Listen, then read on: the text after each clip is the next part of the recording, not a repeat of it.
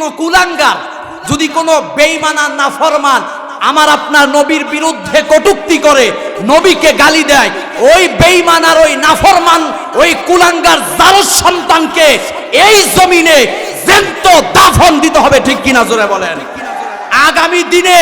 আগামী দিনে এরকম ভাবে যদি কোনো কুলাঙ্গার সন্তান আমার আপনার নবীর বিরুদ্ধে কটূক্তি করে, নবীকে গালি দেয়, তাকে ফাঁসির কাস্টে ঝুলাতে হবে, ঠিক কিনা জোরে বলেন। আল্লাহ রসুল বলেছেন, মান সাব্বা নাবিয়ান ফাকতুলু, যে নবীকে গালি দিবে তার কোনো বিচার নাই, তার কোনো রিমান্ড নাই, তার একটাই বিচার, তার সর্বোচ্চ শাস্তি হলো মৃত্যুদণ্ডের আইন চাই, মৃত্যুদণ্ডের আইন চাই, ঠিক কিনা জোরে বলেন। সুতরাং আগামী দিনে যদি কোনো কুলাঙ্গার আমার দেশে, সেটা মুসলিম হতে পারে, সেটা অমুসলিম হতে পারে, ইহুদি খ্রিস্টান বৌদ্ধ নাসারা হতে পারে, সেটা গুজরাটের কসাই মোদী সরকারের অনুসারী হিন্দু হতে পারে, উগ্রপন্থী ইসকন হতে পারে, যেই হোক আমরা কাউকে চিনি না, ঠিক কিনা জোরে বলেন। যদি আওয়ামী লীগ, যদি বিএনপির কোন নেতা কর্মী যদি আমার নবীর বিরুদ্ধে কটূক্তি করে, আমরা জীবন দিব, রক্ত দিব, রাজপথে লড়াই করব, এরপরও নবীর সম্মান আমরা ধরে রাখবো, ঠিক কিনা জোরে বলেন। রাজি আছেন সবাই? যারা রাজি আছেন দুই হাত তুলে আল্লাহকে দেখান। নারে তাকবীর, নারে তাকবীর। বিশ্ব নবীর দুশমনেরা হুঁশিয়ার, সাবধান। ইসলামের দুশমনেরা, আলেম ওলামা যেখানে, কোরআন হাদিস যেখানে, থাকবেন তো ইনশাআল্লাহ। ও যুবক ভাই, কার জন্য তুমি আজকে কি করতেছো? আমার আপনার বলে এরকম ভাবে কেউ আমাদের আপন হবে? কেউ আমাদের আপন হবে না। যেই দলের জন্য আজকে রক্ত দিতেছি, জীবন দিতেছি, যেই দলের পিছনে এত কিছু করতেছি, রাতকে দিন করে ফেলতেছি, দিনকে রাত করে ফেলতেছি, ওই দলের লিডার, নেতা কর্মী কেউ আমাদের আপন হবে? কেউ আমাদের আপন হবে না।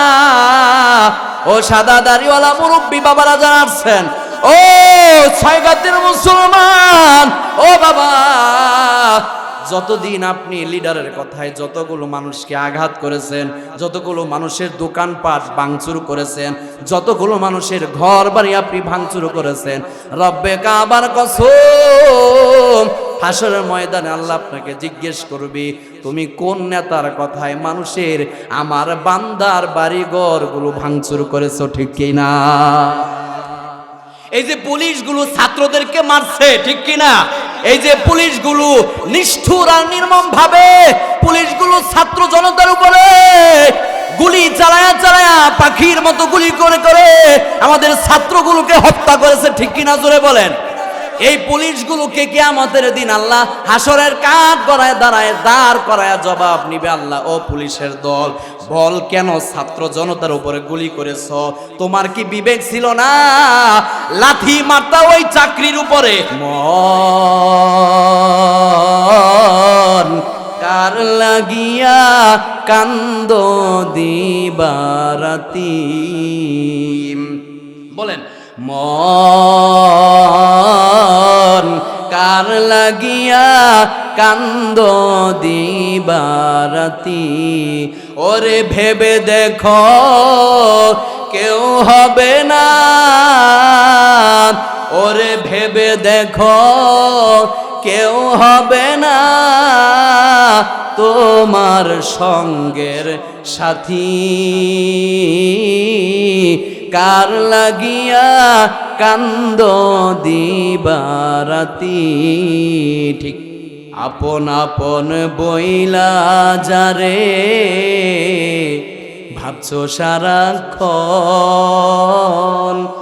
আসলে যে কেউ নয় তারা, কেউ নয় রে আপন, ঠিক কিনা? মন কার লাগিয়া কান্দ দিবারাতি। ও উম্মতের মায়েরা, ও উম্মতের বোনেরা, ও ও মা, কার জন্য আজকে নামাজ ছেড়ে দিয়েছেন? আজকে রান্না করতে গিয়ে কত মায়ের নামাজ নষ্ট হয়ে যায়, ঠিক জোরে বলেন ঠিক না বেটি? কত মা, ও মা, যেই ছেলের জন্য, ও মা, যেই স্বামীর জন্য রান্না করতে গিয়ে আপনার নামাজ কাজা হয়ে গেল, নামাজ নষ্ট হয়ে গেল, যদি আল্লাহ হাসরের ময়দানে জিজ্ঞেস করে কি জবাব দিবে গো মা? ও মা, ও উম্মতের মায়েরা, যে ছেলের জন্য এত কিছু করলেন, ওই ছেলে তো আপনার আপন হবে না, ঠিক কিনা? কবরে নামায় দিয়ে আসবে, মনে রাখবে না আর কোনোদিন, মনে রাখবে না, শুধুমাত্র 4 দিন, 4 দিনের অনুষ্ঠান পর্যন্ত একটু মনে থাকবে, ঠিক কিনা? এরে আমার উম্মতের দল, আমি নবী বলে গেলাম ইয়াখরুজু কওমুম মিনান নারি বিশাফাআতিন। আল্লাহ রাসূল বলেন হাসরের ময়দানে একদল মানুষ জাহান্নাম থেকে বের হবে। সূরা বলেন কোত্থেকে? জাহান্নাম থেকে একদল মানুষ বের হবে। ইয়াখরুজু কওমুম মিনান নার বিশাফাআতিন মুহাম্মাদিন। আল্লাহ রাসূল বলেন একদল মানুষ জাহান্নাম থেকে বের হবে, আর তাদের কপালে লেখা থাকবে এরা জাহান্নামী, ঠিক কিনা জোরে বলেন? এদের কপালে লেখা থাকবে না জাহান্নামী। এবার নবীজি বলেন বিশাফাতিন মুহাম্মাদিন সাল্লাল্লাহু আলাইহি ওয়াসাল্লাম ফায়াদখুলুনাল জান্নাতা। আল্লাহ রাসূল বলেন এরা নবী মুহাম্মদ সাল্লাল্লাহু আলাইহি ওয়াসাল্লাম, আল্লাহ রাসূল বলেন এরা আমার শাফাতের মাধ্যমে আল্লাহর জান্নাতে চলে যাবে। সুবহানাল্লাহ। তাহলে বলেন বাবা, সুন্নত মানার দরকার আছে না নাই? জোরে বলেন। সুন্নতের উপর আমল করার দরকার আছে না নাই? আজকে দুঃখে কলিজা ফেটে যায়। ও বাবা, মনোযোগ আছে? হ্যাঁ, ঘরটাকে এত সুন্দর করে সাজাইলেন, ঘরের ভিতরে কোনো জিনিস বাদ নাই, সব কিছু নিয়ে আসছেন, খাট পালং বেসিন টেবিল যা কিছু আছে, আলমারি, বলে এরকম ভাবে আলমারির ভিতরে শোকেজের ভিতরে গ্লাস প্লেট আছে না নাই? জগ আছে না নাই? কত মডেলের গ্লাস আছে, কত মডেলের কত ডিজাইনের জগ আছে, প্লেট আছে, আছে না নাই? ঘরটাকে এত সুন্দর করে সাজাইলেন, কিন্তু ঘরের ভিতরে বলে নবীর সুন্নত দস্তরখানা নাই, ঠিক কিনা? আসমান তারি জমিন অন্তর থেকে ডাকলে তারে, অন্তর থেকে ডাকলে তারে, দূর হবে সব বিপদ বালা। লা ইলাহা ইল্লাল্লাহ, আর জোরে লা ইলাহা।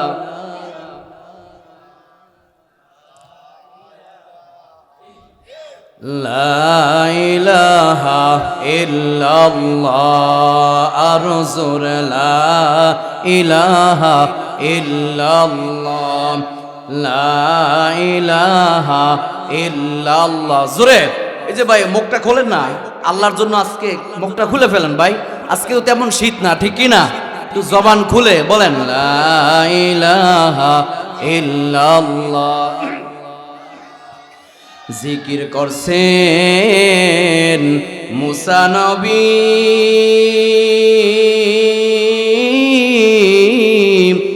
তুর পাহাড়ে গেছেন চলি। জিকির করছেন মুসা নবী, তুর পাহাড়ে গেছেন চলি। খোদার নূরে পাহাড় জ্বলে, খোদার নূরে পাহাড় জ্বলে, নবী মুসা জ্বলে না।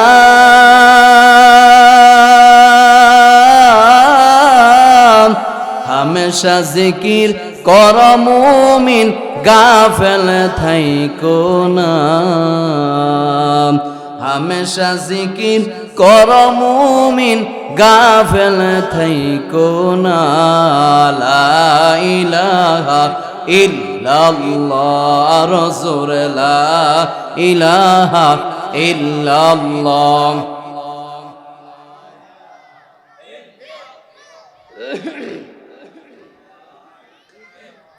আব্বা আম্মা যার শুইল আল্লাহ কবরে,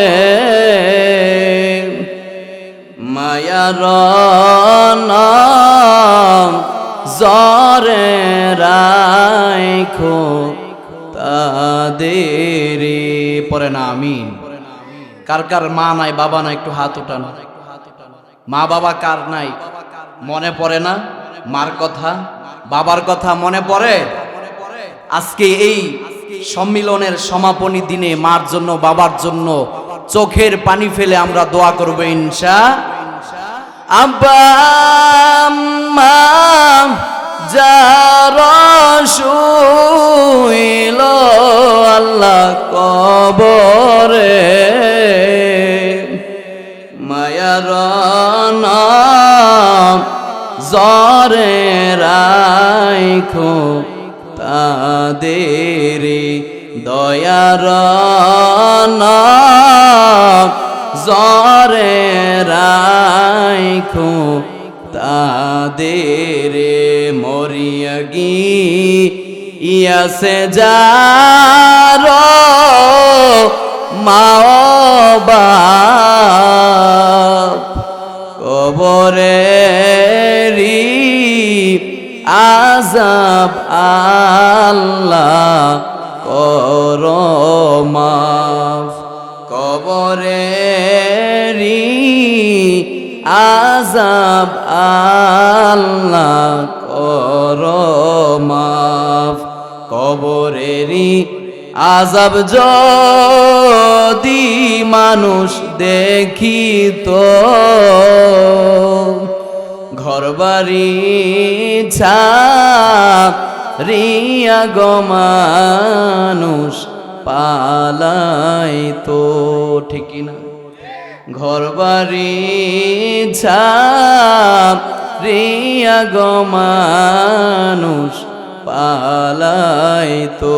আইসো ভবে যাইতে হবে কবরে,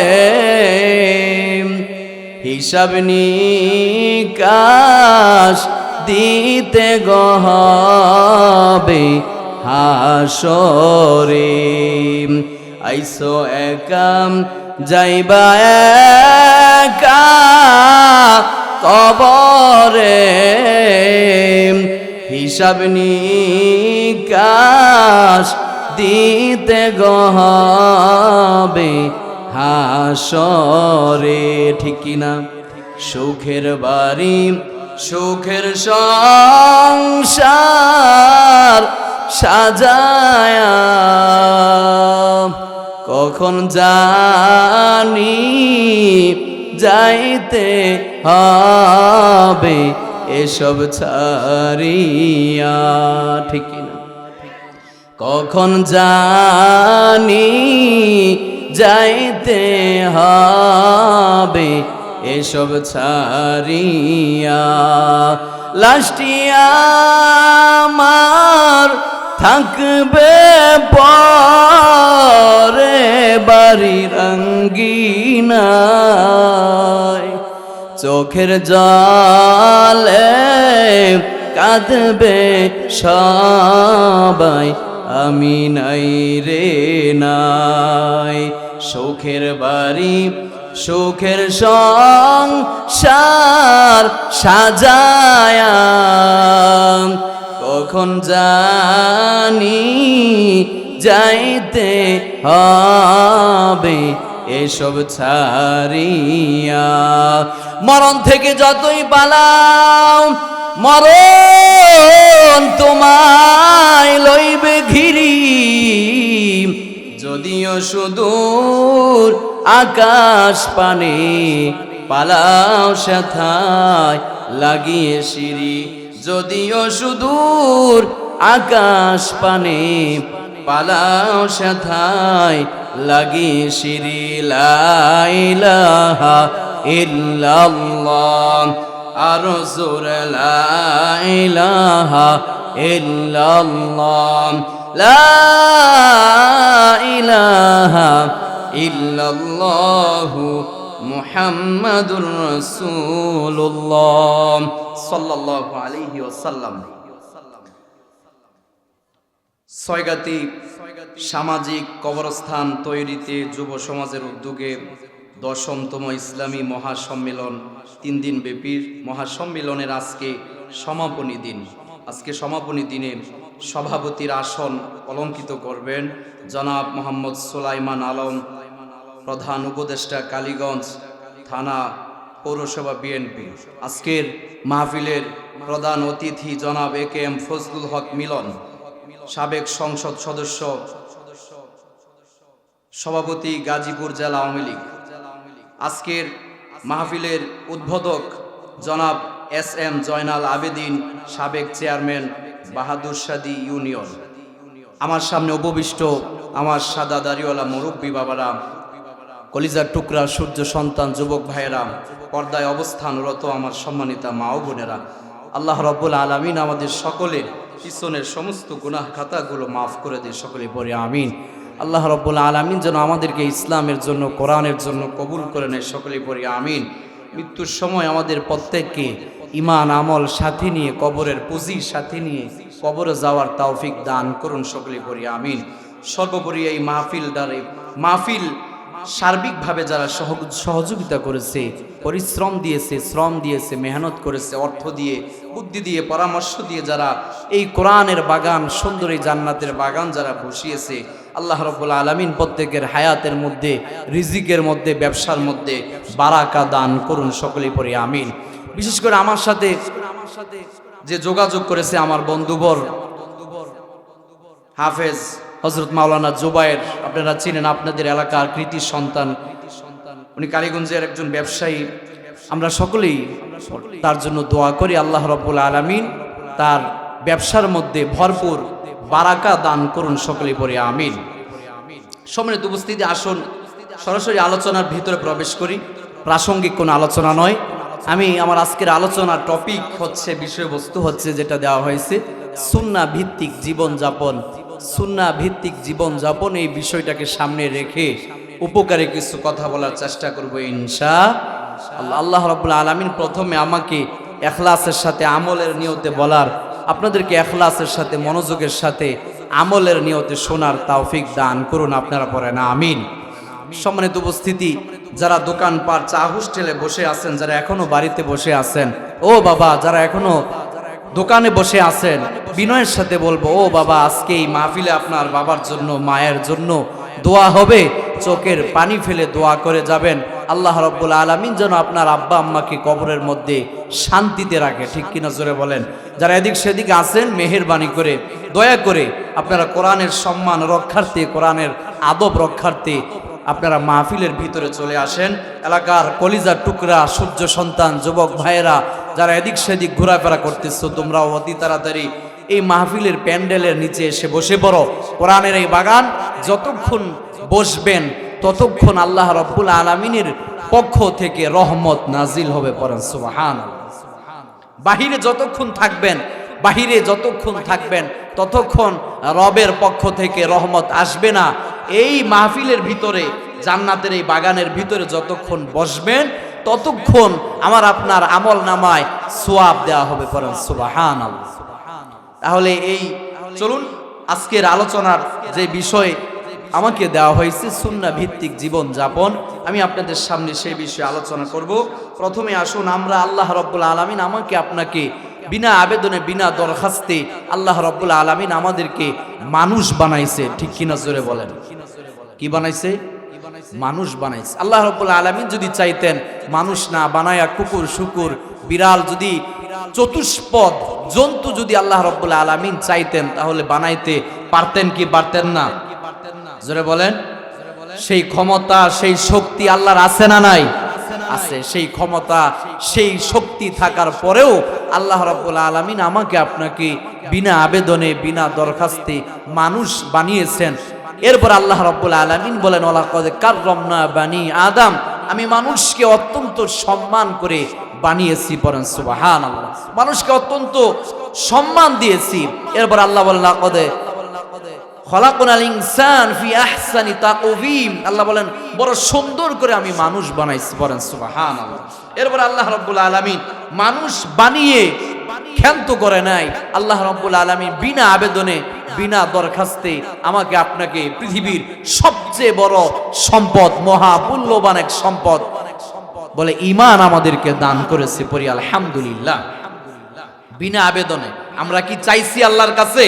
আল্লাহর কাছে কোনোদিন বলছি আল্লাহ তুমি আমাদেরকে মুসলমানের ঘরে জন্ম দিও? আল্লাহ যদি চাইতেন মুসলমানের ঘরে জন্ম না দিয়ে ইহুদি খ্রিস্টান বৌদ্ধ নাসারা অমুসলিম যারা চিরস্থায়ী জাহান্নামী যদি চাইতেন তাদের ঘরে জন্ম দিতে পারতেন কি পারতেন না? জোরে বলেন বাবা। মনে হয় মুসলমান হয়ে খুশি না? হ্যাঁ খুশি না আমরা? তাহলে জোরে বলেন না, আওয়াজ করে বলেন না, যদি চাইতেন আল্লাহ পারতেন কি পারতেন না? সেই ক্ষমতা সেই শক্তি আল্লাহর আছে না নাই? তাহলে আপনি চিন্তা করেন সেই ক্ষমতা সেই শক্তি আল্লাহ রাব্বুল আলামিনের থাকার পরেও আল্লাহ রাব্বুল আলামিন বিনা আবেদনে বিনা দরখাস্তে আমাদের উপরে রহম করে দয়া করে অনুগ্রহ করে মুসলমানের ঘরে জন্ম দিয়েছে, পড়ি আলহামদুলিল্লাহ।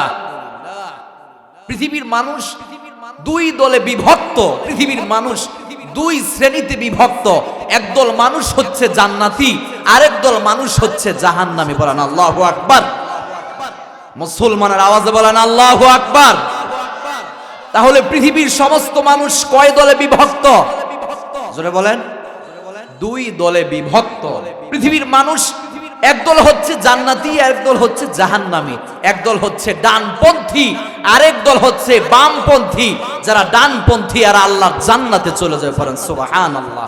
আর যারা রাম আর বামপন্থী, যারা ইসলাম বিদ্বেষী, যারা এরা আল্লাহর জাহান্নামে নরকে চলে যায়, পড়েন নাউযুবিল্লাহ। তাহলে যেই দল ডানপন্থী জান্নাতি দল, ওই দলের অন্তর্ভুক্ত আমরা হতে চাই কি চাই না? যারা বলেন চাই কি চাই না? যদি আমরা চাই তাহলে যেই ঈমান আল্লাহ আমাকে আপনাকে দান করেছে বিনা আবেদনে, বলে ওই ঈমানের পিছনে মেহনত করতে হবে। ওই ঈমানের পিছনে মেহনত যদি আমরা করি, ওই ঈমান সাথে নিয়ে আমরা কবরে যেতে পারবো, ঠিক কিনা জোরে বলে। আর যদি আমরা ওই ঈমানের পিছনে মেহনত না করি, যদি কোরআন হাদিসের আলোচনা না শুনি, যদি আমার আপনার 60 বছরের জিন্দেগি আর হায়াত যদি দোকান পাট আর চা হোস্টেল আর বাজারেই যদি কেটে যায়, আমার আপনার হায়াতে জিন্দেগি যদি মসজিদে না কাটে, মসজিদের সাথে যদি কোনো সম্পর্ক না থাকে, কোরআন হাদিসের মাহফিলের সাথে কোনো সম্পর্ক নাই, আরে কোন কথার দ্বারা, কার ওয়াজের দ্বারা, কার বয়ানের দ্বারা, কোন কথার দ্বারা বলে পরিবর্তন আসবে, এটা কেউ বলতে পারে না, ঠিক কিনা জোরে বলে। সুতরাং যারা এখনো বসে আছেন, ও বাবারা, সাদা দাড়িওয়ালা মুরব্বী বাবারা, যারা এখনো বসে আছেন, চলে আসেন মাহফিলের এই জান্নাতের এই বাগানে চলে আসেন। আল্লাহ রাব্বুল আলামিন হতে পারে আজকের এই আলোচনা হাসরের ময়দানে আমার আপনার নাজাতের উসিলা হয়ে যাবে, ঠিক কিনা জোরে বলেন। এমন হতে পারে আপনি যেখানে বসছেন ফেরেশতারা ক্যামেরা দিয়ে ভিডিও করতেছে, আল্লাহু আকবার। হাসরের ময়দানে লক্ষ কোটি মানুষের ভিড়ে আপনার এই দৃশ্য দেখানো হবে। আপনি যে ছয়গাতি এই মাহফিলে বসছেন, আলোচনা শুনছেন আমলের নিয়তে, আল্লাহ এখানে বসছি আমলের নিয়তে কিছু আলোচনা শুনবো, খালি হাতে বাড়ি থেকে আসছি, যাওয়ার সময় আমরা কিছু আমল এখান থেকে নিয়ে যাব ইনশাআল্লাহ। বলেন ইনশাআল্লাহ। খালি হাতে আসছি না সবাই, যাওয়ার সময় কি নিয়ে যাব? কিছু আমল নিয়ে যাব, ঠিক কি না? কিছু আমল নিয়ে যাব, ওই আমলগুলো করব। তো এই আমলের বিনিময়ে আল্লাহ রাব্বুল আলামিন আমাকে আপনাকে এই যে দুনিয়া দেখতেছেন, এরকম 10 দুনিয়া এক জান্নাত আল্লাহ আমার জন্য আপনার জন্য রিজার্ভ করে রেখেছেন, পড়েন সুবহানাল্লাহ। তাহলে বলতেছিলাম আল্লাহ রাব্বুল আলামিন আমাকে আপনাকে বিনা আবেদনে বিনা দরখাস্তে মুসলমানের ঘরে জন্ম দিয়েছে, পড়ি আলহামদুলিল্লাহ। ও বাবা, কিয়ামত পর্যন্ত যদি সেজদায় পড়ে থাকি, এরপরেও এই নিয়ামতের শুকর আদায় করে কোনোদিন শেষ করা যাবে? কোনোদিন শেষ করতে পারবো না। আল্লাহ রাসূল বলেন, মান ক্বালা লা ইলাহা ইল্লাল্লাহ দাখালাল জান্নাহ। আল্লাহ রাসূল বলেন, যে পড়বে লা ইলাহা ইল্লাল্লাহ, সে বলে আল্লাহর জান্নাতে চলে যাবে। যে পড়বে লা ইলাহা ইল্লাল্লাহ তাহলে লা ইলাহা ইল্লাল্লাহ, এই ঈমান, এই মহা মূল্যবান এক সম্পদ আল্লাহ আমাকে আপনাকে বিনা আবেদনে বিনা দরখাস্তে দান করেছি।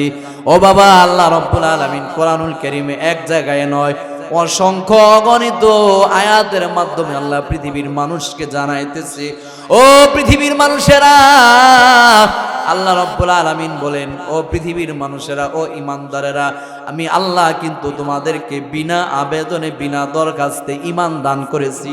ঠিক কি না? ঈমান দান করেছে কে? আরো জোরে বলেন না কে? মুসলমান আরো জোরে বলেন না কে? আল্লাহ বলেন, আল্লাহ বলেন, ও পৃথিবীর মানুষেরা, আমি আল্লাহ কিন্তু তোমাদেরকে বিনা আবেদনে ঈমান দান করেছি। আল্লাহ আবার পরে বলেন, ও ঈমানদারেরা, তবে সাবধান সাবধান, এই ঈমান যেন তোমার কাছ থেকে হারিয়ে না যায়, এই ঈমান যেন তোমার কাছ থেকে হারিয়ে না যায়, এই ঈমান যেন তোমার কাছ থেকে কেউ ছিনিয়ে নিতে না পারে। এই ঈমান আমি আল্লাহ তোমাদেরকে দিয়েছি। আবার আল্লাহ বলেন, আমিনু কামা আমানান নাস, আল্লাহ বলেন, ও পৃথিবীর ঈমানদারেরা, আমি আল্লাহ তোমাদেরকে ঈমান ধরে রাখার জন্য আমল বলে দিয়েছি। এই আমলগুলো যদি তোমরা করো, আমি আল্লাহ কিন্তু তোমাদেরকে পথ দেখায় দিয়েছি, আমি আল্লাহ কিন্তু রাস্তা তোমাদেরকে দেখায় দিয়েছি। এই রাস্তা দিয়ে যদি তোমরা চলো, আর তোমরা যদি আমি আল্লাহর দেওয়ানো আমল করো, তাহলে কেবলমাত্র একমাত্র শুধুমাত্র তোমরা ঈমান নিয়ে কবরে যেতে পারবে। ঠিক কি না? আল্লাহ বলেন, আমিনু কামা আমানান নাস, আল্লাহ বলেন সাহাবীদের মতো ঈমান আনো। সাহাবীরা ঈমান আনার পরে নবীজির সান্নিধ্যে থেকে, নবীজির কাছাকাছি থেকে ঈমান শিখছেন, ঈমানের উপরে মেহনত করেছেন, ঈমানের পিছনে মেহনত করেছেন, ঈমানটাকে মজবুত করেছেন। হাজারো ঝড় তুফান আসছে, কিন্তু সাহাবীদেরকে ঈমানের পথ থেকে দূরে সরাইতে পারছে। হুমকি ধমকি বলে মামলা, এরপরে যত ধরনের আঘাত করেছে বেঈমানেরা, তৎকালীন সময়ে আবু জাহেল, উতবা, সাইবারা বলে এরম নির্যাতন তাদেরকে করেছি। এত নির্যাতন করার পরেও বেলাল বলেছিল, বলে মক্কার তৎকালীন সাহাবে কেরাম বলেছিল, ও আবু জাহেল, ও কাফের, ও বেঈমান মুশরিকরা, জান দিয়ে দিব কিন্তু ঈমান দিব না। আল্লাহু আকবার। প্রয়োজনে জীবন দিব, ঠিক কিনা জোরে বলেন?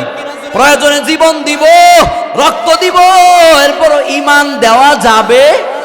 ঈমান দেওয়া যাবে না। ও বাবা, ভয় পান কেন? ইসলামের জন্য যদি জীবন দেন, আল্লাহ রাব্বুল আলামিন বলেন, ও পৃথিবীর মানুষেরা, যারা ইসলামের জন্য জীবন দিবে, যারা কোরআনের জন্য জীবন দিবে, বলে তারা মরতে দেরি, আমি আল্লাহর জান্নাতে যেতে দেরি হবে না। আল্লাহু আকবার।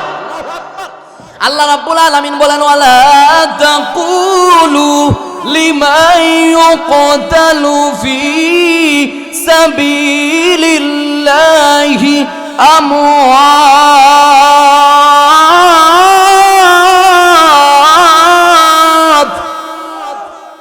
আল্লাহ রাব্বুল আলামিন বলেন, ও পৃথিবীর ঈমানদারেরা, আল্লাহ বলে, যারা আমি আল্লাহর কোরআনের জন্য, ইসলামের জন্য জীবন দিবে, রক্ত দিবে, যারা শহীদ হবে, এদেরকে কেউ তোমরা মৃত বলবে না।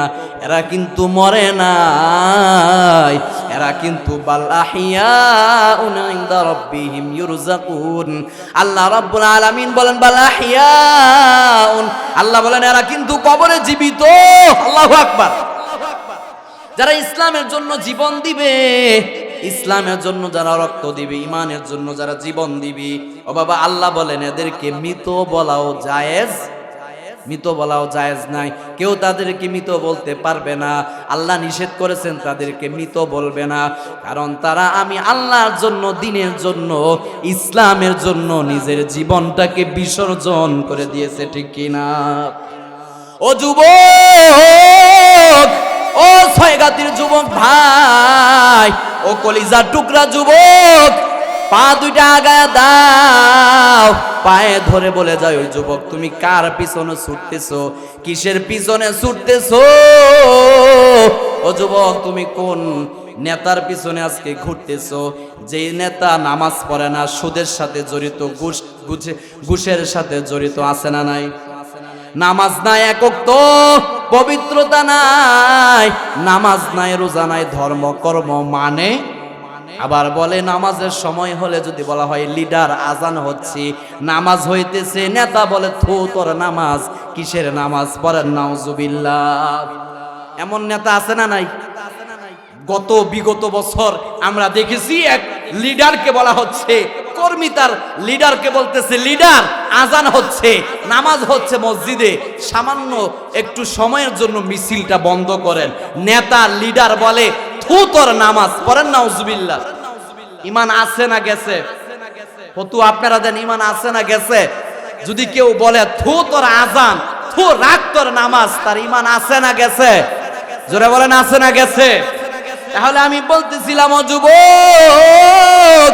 ও যুবক ভাই, কার জন্য তুমি আজকে কি করতেছো? আমার আপনার বলে এরকম ভাবে কেউ আমাদের আপন হবে? কেউ আমাদের আপন হবে না। যেই দলের জন্য আজকে রক্ত দিতেছি, জীবন দিতেছি, যেই দলের পিছনে এত কিছু করতেছি, রাতকে দিন করে ফেলতেছি, দিনকে রাত করে ফেলতেছি, ওই দলের লিডার, নেতা, কর্মী কেউ আমাদের আপন হবে? কেউ আমাদের আপন হবে না।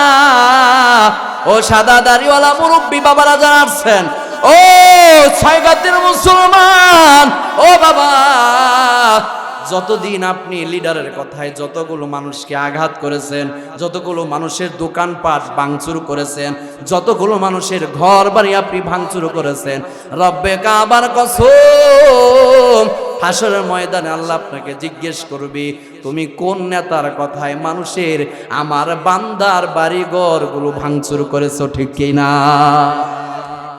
এই যে পুলিশগুলো ছাত্রদেরকে মারছে, ঠিক কিনা? এই যে পুলিশগুলো নিষ্ঠুর আর নির্মম ভাবে পুলিশগুলো ছাত্র জনতার উপরে গুলি চালায়া পাখির মতো গুলি করে আমাদের ছাত্রগুলোকে হত্যা করেছে, ঠিক কিনা? জোরে বলেন। এই পুলিশগুলোকে কিয়ামতের দিন আল্লাহ হাসরের কাঠ গড়ায় দাঁড় করায় জবাব নিবে। আল্লাহ, ও পুলিশের দল, বল কেন ছাত্র জনতার উপরে গুলি করেছ? তোমার কি বিবেক ছিল না? লাথি মারতা ওই চাকরির উপরে। যদি বলবে আল্লাহ চাকরির জন্য করেছি, আল্লাহ বলবে তোমাকে আমি আল্লাহ বিবেক দিয়েছি, ঠিক কিনা? জোরে বলেন। আমি আল্লাহ তোমাকে বিবেক দিয়েছিলাম, বিবেক বুদ্ধি দিয়েছি, তোমার বিবেক বুদ্ধি কি লোপ পেয়েছিল নাকি? লাথি মারতা ওই চাকরি, যেই চাকরি তোমাকে মানুষের উপর গুলি করতে শিখায়, ঠিক কিনা? তাহলে আমি ওই দিকে যাচ্ছি না, আমি বলতেছিলাম আল্লাহ রাব্বুল আলামিন ঈমান আমাদেরকে দান করেছে। এই ঈমান আমাকে আপনাকে সাথে নিয়ে কবরে যেতে হবে, ঠিক কিনা বাবা? বলতেছিলাম আমাদের আপন কেউ না, ঠিক কিনা? আমাদের আপন হলেন আমাদের আল্লাহ, ঠিক কিনা? জোরে বলেন, কে আপন? কে? 2 নাম্বার আমাদের আপন হলো আমাদের নবী, ঠিক কিনা? আমাদের নবী আমাদের আপন। 3 নাম্বার আপন হচ্ছে আমাদের আমল, ঠিক কিনা? আমরা যে আমলগুলো করব, এই যে আজকে মাহফিল আসছি, এই যে একটা ভালো আমল, হাসরের ময়দানে এরকম ভাবে এই আমলটা নাজাতের উসিলা হয়ে যাবে, ঠিক কিনা? তাহলে এই 3 জিনিস আমাদের আপন, ঠিক কিনা? জোরে বলেন। সুতরাং বলতেছিলাম, ও যুবক ভাই, ও উম্মতের মায়েরা, ও উম্মতের বোনেরা, ও মা, আপনার এক সন্তান বলে যায়, ও মা কার জন্য কি করতেছেন? কেউ তো আপনার আপন হবে না, ঠিক কিনা? জোরে বলেন। ও উম্মতের মায়েরা, ও উম্মতের বোনেরা, ও মা, নতুন শাড়ি পরে স্বামীর ঘরে আসছো গো মা, এমন একদিন আসবে সাদা কাপড়ের প্যাকেট বানাইয়া তোমাকে ঘর থেকে বের করে দেবে, ঠিক কিনা? ছেলে কাঁদবে মামা করে, মেয়ে কাঁদবে মামা করে। ও উম্মতের মায়েরা, ও উম্মতের বোনেরা, ও মা, আপনার সন্তান, আপনার স্বামী আপনাকে কবরে নামায় দিয়ে আসবে। নামায় দেওয়ার পর আর কেউ কোনোদিন খোঁজ খবর নিবে না, ঠিক কিনা? আর কেউ খোঁজ খবর নিবে না। ও মা, কার জন্য কি করতেছেন কেউ আমাদের আপন হবে না। ও মা, হায়াতে থাকা অবস্থায় যে আমলগুলো করবেন ওই আমলগুলো আমার আপনার জন্য কবরে সাথী আর বাতি হয়ে যাবে, ঠিক কিনা? মন কার লাগিয়া কান্দ দিবারাতি, বলেন মন কার লাগিয়া কান্দ দিবারাতি, ওরে ভেবে দেখো কেউ হবে না, ওরে ভেবে দেখো কেউ হবে না তোমার সঙ্গের সাথী, কার লাগিয়া কান্দ দিবারাতি। ঠিক আপন আপন বইলা যারে ভাবছো সারাক্ষণ, আসলে যে কেউ নয় তারা, কেউ নয় রে আপন, ঠিক কিনা? মন কার লাগিয়া কান্দ দিবারাতি। ও উম্মতের মায়েরা, ও উম্মতের বোনেরা, ও মা, কার জন্য আজকে নামাজ ছেড়ে দিয়েছেন? আজকে রান্না করতে গিয়ে কত মায়ের নামাজ নষ্ট হয়ে যায়, ঠিক জোরে বলেন ঠিক না বেটি? কত মা, ও মা, যেই ছেলের জন্য, ও মা, যেই স্বামীর জন্য রান্না করতে গিয়ে আপনার নামাজ কাজা হয়ে গেল, নামাজ নষ্ট হয়ে গেল, যদি আল্লাহ হাসরের ময়দানে জিজ্ঞেস করে কি জবাব দিবে গো মা? ও মা, ও উম্মতের মায়েরা, যেই ছেলের জন্য এত কিছু করলেন ওই ছেলে তো আপনার আপন হবে না, ঠিক কিনা? কবরে নামায় দিয়ে আসবে, মনে রাখবে না আর কোনোদিন, মনে রাখবে না শুধুমাত্র 4 দিন, 4 দিনের অনুষ্ঠান পর্যন্ত একটু মনে থাকবে, ঠিক কিনা? এরপরে আর মনে থাকবে না। ও মা, কিন্তু যদি আপনি দুনিয়ায় থাকা অবস্থায় নামাজ পড়েন, আমল করেন, নবীর সুন্নতের উপর যদি আমল করেন, বলে এই আমলগুলো আপনাকে কোনোদিন ভুলবে না, কোনোদিন আপনার সাথে গাদ্দারি করবে না। কিন্তু যেই সন্তানের জন্য আপনি নামাজ ছেড়ে দিলেন, যেই সন্তানের জন্য আল্লাহকে ভুলে গেলেন, যেই সন্তানের জন্য নবীর সুন্নত ভুলে গেলেন, নবীর সুন্নতের কোনো তোয়াক্কা করলেন না, ও মা, ও উম্মতের মায়েরা, ও উম্মতের সাদা দাড়িওয়ালা মুরব্বী বাবারা, ও বাবা, সকাল 7টা থেকে শুরু করে দুপুর 1টা পর্যন্ত সন্তানের সুখের জন্য, সন্তানের ভালো কাপড়ের জন্য, ভালো খাওয়ার জন্য, সন্তানকে এরকম বড় করার জন্য, লালন করার জন্য বলে মানুষের বাড়িতে কাজ করে এমন মানুষ আছে না নাই? জোরে বলেন আছে না নাই? মাথার গাম পায়ে ফেলে, যে প্রচন্ড শীত, এই শীতের মধ্যে অনেক বাবা, সাদা দাড়িওয়ালা মুরব্বী বাবারা সন্তানকে বড় করার জন্য, সন্তান যেন ভালো খাইতে পারে, সন্তান এমন মাছ ছাড়া ভাত খায় না, আছে না? মাছ ছাড়া ভাত খায় না, গোস্ত ছাড়া ভাত খায় না।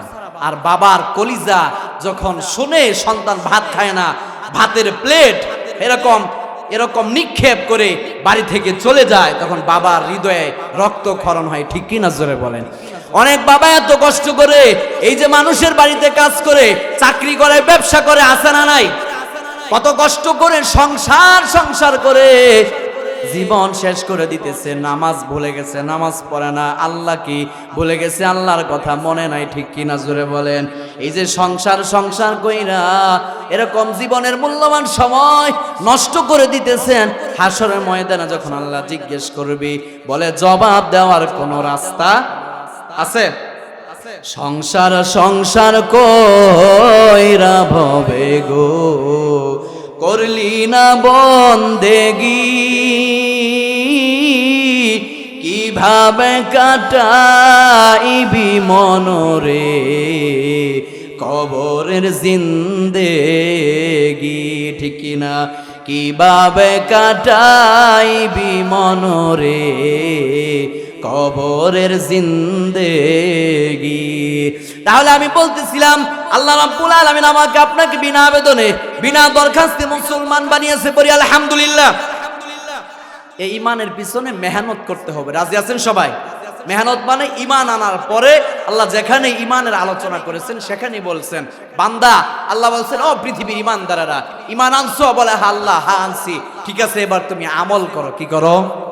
জোরে বলেন। আমল করো। আমল করো, তাহলে তোমার ইমান ঠিক থাকবে। আর যদি আমল না করো তাহলে তোমার ইমান তুমি একদিন হারিয়ে ফেলবে। পড়েন নাউজুবিল্লাহ। তাহলে আমলের ভিতরে নামাজ পড়তে হবে, ঠিক কিনা? জোরে বলেন। নামাজ পড়তে হবে, রোজা রাখতে হবে, এরপরে হজ করতে হবে, যাকাত দিতে হবে, এরপরে নবীর সুন্নতের উপর আমল করতে হবে, ঠিক কিনা? জোরে বলেন। এবার আসেন আমরা এরপরে আমরা জানবো আল্লাহ রাব্বুল আলামিন আমাকে আপনাকে বিনা আবেদনে বিনা দরখাস্তে এমন একজন নবীর উম্মত বানাইছে, যেই নবীর উম্মত হওয়ার জন্য আগের জমানার পূর্বের জমানার নবী রাসূলরা পর্যন্ত বলে আমাদের নবীর উম্মত হওয়ার জন্য আল্লাহর কাছে দরখাস্ত করেছে। পড়েন সুবহানাল্লাহ, পড়েন আল্লাহু আকবার। এমন একজন নবীর উম্মত আল্লাহ আমাকে আপনাকে বিনা আবেদনে বিনা দরখাস্তে বানাইছে, যেই নবীর উম্মত হওয়ার জন্য আগের জমানার নবী রাসূলরা পর্যন্ত আল্লাহর কাছে দোয়া করেছে, আল্লাহ নবী হতে চাই না, নবুয়তি লাগবে না। বলে কি হতে চাও? বলে আমি শেষ নবীর উম্মত হতে চাই। পড়েন সুবহানাল্লাহ, বলেন আল্লাহু আকবার। আরো জোরে মুসলমানের আওয়াজে বলেন আল্লাহু আকবার। তাহলে সেই নবীর উম্মত হতে পেরে আমরা খুশি না বেজার? তাহলে জোরে বলি আলহামদুলিল্লাহ। হয় নাই, আরো জোরে বলি আলহামদুলিল্লাহ। আপনি আশ্চর্য হয়ে যাবেন যদি শোনেন মুসা আলাইহিস সালামের মতো নবী, উনি আল্লাহকে বলে আল্লাহ আমি নবী হতে চাই না, দোয়া করেছে আল্লাহ আমি শেষ নবীর উম্মত আমাকে বানায় দাও। আমি মুসা নবী হতে চাই না, বলে আমি শেষ নবীর উম্মত হতে চাই। আল্লাহ বলেন মুসা এটা সম্ভব নয়, তারা অনেক পরে আসবে। মুসা আলাইহিস সালামের দোয়া আল্লাহ কবুল করে নাই। ঈসা আলাইহিস সালাম দোয়া করেছে আল্লাহ আমি শেষ নবীর উম্মত হতে চাই। একজন পয়গম্বর, একজন নবী, বলে ঈসা পয়গম্বর ঈসা আলাইহিস সালাম, ওনার দোয়া আল্লাহ কবুল করেছে।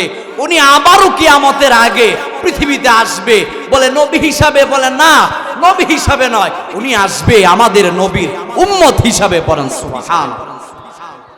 আরেকজন পয়গম্বর ছিল দানিয়েল আলাইহিস সালাম, উনি উম্মত হওয়ার দরখাস্ত করে নাই, কারণ উনি দেখেছে এক এক করে যারাই দরখাস্ত করেছে উম্মত হওয়ার, কারো দরখাস্ত আল্লাহ কবুল করে নাই, কারো দোয়া আল্লাহ কবুল করে।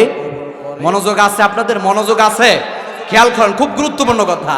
দানিয়েল আলাইহিস সালাম দেখেছে কোন পয়গম্বর এত দোয়া করেছে, পয়গম্বররা দোয়া করেছে ওগো আল্লাহ তোমার নামের সাথে যার নাম নবী মুহাম্মদুর রাসূলুল্লাহ, জবান খুলে বলুন সাল্লাল্লাহু আলাইহি ওয়াসাল্লাম, বলে ওই নবীর উম্মত আমরা হতে চাই, নবী হতে চাই না। এবার দানিয়েল আলাইহিস সালাম উনি দোয়া করেছে ওগো আল্লাহ আমি উম্মত হতে চাই না, বলে কি হতে চাও? এবার পয়গম্বর বলে ওগো আল্লাহ তুমি আমার লাশটাকে রেখে দিবে, আমি শেষ নবীর উম্মতের মাধ্যমে বলে দাফন আর কাফন করাইতে চাই। পড়েন সুবহানাল্লাহ। শেষ নবীর উম্মতেরা যেন আমার দাফন করে, আমার জানাজার নামাজটুকু পড়ে, আমাকে কবরে নামায় দেয়। পড়েন আল্লাহু আকবার। তো ইরাক যখন যুদ্ধ হলো, হাদিস থেকে পাওয়া যায় হযরত আবু মুসা আশআরী রাদিয়াল্লাহু তাআলা আনহু, ইরাক যখন যুদ্ধ হলো, ইরাক যুদ্ধ হওয়ার পর আল্লাহ রাসূল বলেছেন ও সাহাবীরা, একজন পয়গম্বর ছিল দানিয়েল আলাইহিস সালাম, ওনার লাশটাকে তোমরা পাইবে। বলে কোথায়? বলে ইরাক। ইরাক যখন স্বাধীন হবে, ইরাক স্বাধীন হওয়ার পরে বলে ইরাকের সরকার, ইরাকের যে বাদশা, ওই বাদশার বলে এরকম ভাবে ঘরের ভিতরে ওই বাদশা যেখানে থাকতো ওই ঘরের ভিতরে তোমরা দানিয়াল আলাইহিস সালামের লাশটা পাবে। বলেন আল্লাহু আকবার। আবু মুসা আশআরী রাদিয়াল্লাহু তাআলা আনহু ইরাক যুদ্ধ করার পর ইরাক যখন স্বাধীন হইল, ইরাক স্বাধীন হওয়ার পর আবু মুসা আশআরী বলেন সাথে সাথে আমার নবীজির সেই হাদিসটা মনে পড়ে গেল। আমি দৌড়াইয়া গেলাম বাদশার ঘরের ভিতরে, বলে ঘরের ভিতরে গিয়ে দেখলাম বলে একটা কফিন রাখা আছে, আর ওই কফিনের মধ্যে দানিয়াল আলাইহিস সালামের লাশ পাওয়া গেছে। বলেন সুবহানাল্লাহ।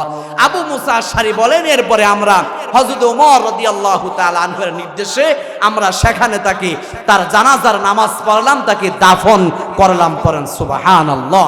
তাহলে দানিয়াল আলাইহিস সালাম বলে উনি শেষ নবীর উম্মতের মাধ্যমে জানাজা পড়ার আবেদন করেছে, বলে এমন একজন নবীর উম্মত আল্লাহ আমাকে আপনাকে বানিয়েছে বিনা আবেদনে বিনা দরখাস্তে। সেই নবীর উম্মত আমরা হতে পেরে খুশি না বেজার? জোরে বলেন খুশি না বেজার? তাহলে আল্লাহ রাব্বুল আলামিন এবার আসেন, আমি আমার আজকের আলোচনার বিষয়বস্তু যেটা আমাকে দেওয়া হয়েছে সুন্নাহ ভিত্তিক জীবন। এর আগে নবীর প্রেম, নবীর ভালোবাসা, সেই নবীকে ভালোবাসার দরকার আছে না নাই? জোরে বলেন আছে না নাই? কেন ভালোবাসবেন নবীকে বাবা? ও সাদা দাড়িওয়ালা মুরব্বী বাবারা, ও ছয়গাতির যুবক ভাইয়েরা, নবীকে কেন ভালোবাসবেন? কারণ নবী আমার আপনার জন্য 1 বছর নয়, 2 বছর নয়, 63 বছর জিন্দিগি নবী আমার আপনার জন্য উৎসর্গ করে দিয়েছেন। নবী আমার আপনার জন্য বিসর্জন দিয়েছেন। নবী আমার আপনার জন্য কুরবান করে দিয়েছেন। 63 বছর জিন্দিগি নবী আমার আপনার জন্য চোখের পানি ফেলে কেঁদেছেন। পড়ান আল্লাহু আকবার। এখনো যদি রওজায় যান, রওজা শরীফে যান, মদিনায় যান, গিয়ে দেখবেন এখনো পর্যন্ত নবী উম্মতের এই মন্দ আমল দেখে, উম্মতের দুরবস্থা দেখে যখন উম্মতের উপর আঘাত করে ইহুদিরা, খ্রিস্টান, বৌদ্ধ, নাসারা, বলে উম্মতের এই দুরবস্থা দেখে, উম্মতের মন্দ আমলের দৃশ্য অবস্থা দেখে আল্লাহর নবী চোখের পানি ফেলে কাঁদতে থাকে। পড়েন সুবহানাল্লাহ। তাহলে যেই নবী আমার আপনার জন্য এত কষ্ট করেছে, বলে আমার আপনার নবী মৃত্যুর সময় আমাদেরকে ভুলে নাই। পড়ান আল্লাহু আকবার। আল্লাহ রসুল যেদিন ইন্তেকাল করবেন, আজরাইল আলাইহিস সালাম যখন আসছে জান কবজ করার জন্য, আজরাইল আলাইহিস সালামকে আল্লাহ রসুল জিজ্ঞেস করলেন, ও আজরাইল, এই যে মৃত্যুর কষ্ট হতেছে, বলে আমার উম্মতের কি এর চেয়ে বেশি কষ্ট হবে? এবার আজরাইল আলাইহিস সালাম বলে, ওগো আল্লাহর নবী, শুধু এতটুকু নয়, আপনার তো কিঞ্চিত সামান্য কষ্ট হচ্ছে, কিন্তু আপনার উম্মতের এর চেয়ে দ্বিগুণ পরিমাণে, আর অনেক গুণ পর্যন্ত দ্বিগুণ পরিমাণে আপনার উম্মতের মৃত্যুর কষ্ট হবে। এবার নবীজি বলেন, জিদ আলাইয়া ওয়া খাফিফ আন উম্মতি। নবীজি আজরাইলকে বলে, ও আজরাইল, আমার সমস্ত উম্মতের মৃত্যুর কষ্টগুলো আমাকে দিয়ে দাও, এরপরও আমার কোন উম্মতকে মৃত্যুর সময় কষ্ট দিও না। পড়েন আল্লাহু আকবার। তাহলে যেই নবী আমাকে আপনাকে মৃত্যুর সময় ভুলে নাই, 63 বছর ভুলে নাই, হাসরের ময়দানে আমাকে আপনাকে ভুলবে না। আরে হাসরের ময়দানে আমার আপনার নবী বলে আমাকে আপনাকে ভুলবে না, সেই দিনও এরকম ভাবে সেজদায় পড়ে থাকবে, শুধুমাত্র উম্মতি উম্মতি বলে। উম্মত বলবে, আল্লাহ আমার উম্মতের কি অবস্থা হবে, আল্লাহ আমার উম্মতের কি অবস্থা হবে। এই যে হাসরের ময়দান, একদিক দিয়ে জাহান্নাম নিঃশ্বাস ফেলতেছে, জাহান্নাম বলে এরকম ভাবে খাবার চাইতেছে, জাহান্নাম এরকম ভাবে 3টা নিঃশ্বাস ছাড়বে। প্রথম নিঃশ্বাস ছাড়ার পরে মানুষের জানগুলো বের হয়ে যাওয়ার উপক্রম হবে। দ্বিতীয় নিঃশ্বাস ছাড়ার পরে মানুষগুলো হাঁটু গেড়ে বসে যাবে। তৃতীয় নিঃশ্বাস ছাড়ার পরে গোটা হাসরবাসী ইয়া নাফসি ইয়া নাফসি করতে থাকবে। পড়ান আল্লাহু আকবার। আল্লাহ রসুল বলবে, এর একদিক দিয়ে সূর্য মাথার আধাত উপরে চলে আসবে, একদিক দিয়ে জমিনটা তামা হয়ে যাবে, মানুষের মস্তকগুলো টকবক করতে থাকবে, কেউ কাউকে চিনবে না। ইয়াউমা ইয়াফিরুল মারউ মিন আখি, কেউ কাউকে চিনবে না। সেই দুর্দিনে আল্লাহর নবী আমাকে আপনাকে ভুলবে না। পড়ান আল্লাহু আকবার। তাহলে সেই নবীকে ভালোবাসার দরকার আছে না নাই? জোরে বলেন আছে না নাই? আরো জোরে বলেন আছে না নাই? তাহলে আমরা সেই নবীকে ভালোবাসবো। এরপরে নবীর প্রেম শুধুমাত্র মানুষ প্রকাশ করে নাই, মানুষ তো প্রকাশ করেছে, সাহাবে কেরাম নবীর প্রেম প্রকাশ করেছে। নবীর প্রেম শুধু মানুষ প্রকাশ করে নাই, নবীর প্রেম তো একটা মরা খেজুর গাছ প্রকাশ করেছে। বলেন আল্লাহু আকবার। একটা মরা খেজুর গাছ নবীর প্রেম প্রকাশ করেছে। বলে নবী উহুদ পাহাড় বলে উহুদ পাহাড়ের জবান আল্লাহ খুলে দিয়েছে। উহুদ পাহাড় নবীর প্রেম প্রকাশ করেছে। বলেন আল্লাহু আকবার। নবীজি যেই ঘোড়ার মধ্যে আরোহণ করতেন ওই ঘোড়া নবীর প্রেম প্রকাশ করেছে। আল্লাহু আকবার। নবীর ইন্তেকালের পরে ওই ঘোড়া পাগল হয়ে গেছে। কি করবে? এক মদিনার বলে এরকম ভাবে একবার মদিনার এক প্রান্ত থেকে অপর প্রান্ত পর্যন্ত দৌড়ে যায়, আবার আসে, আবার যায়, পাগল হয়ে গেছে। কোনো সাহাবী ধরতে পারে না। একটা সময় এক পর্যায়ে এক কুয়ার মধ্যে পড়ে ওই ঘোড়াটা, আল্লাহ রসুল যেই ঘোড়ার মধ্যে আরোহণ করতেন ওই ঘোড়াটা বলে এরকম ভাবে মারা গেছে। এরপরে নবীর প্রেম প্রকাশ করেছে। হ্যাঁ, এরকম গাছপালা পারান আল্লাহু আকবার। নবী প্রেম তো আকাশের চাঁদও প্রকাশ করেছে। আল্লাহু আকবার। নবী ইশারা করেছে চাঁদ দ্বিখণ্ডিত হয়ে যাও। কাফের কুফার মুশরিকরা বলে হে নবী, হে মুহাম্মদ, তুমি যদি সত্য নবী হয়ে থাকো আকাশের চাঁদটাকে দ্বিখণ্ডিত করে দাও। নবী ইশারা করেছে, সাথে সাথে আকাশের চাঁদ প্রেম প্রকাশ করে দ্বিখণ্ডিত হয়ে গেছে। বলেন আল্লাহু আকবার। তাহলে আকাশের চাঁদও তো নবীর প্রেম প্রকাশ করেছে।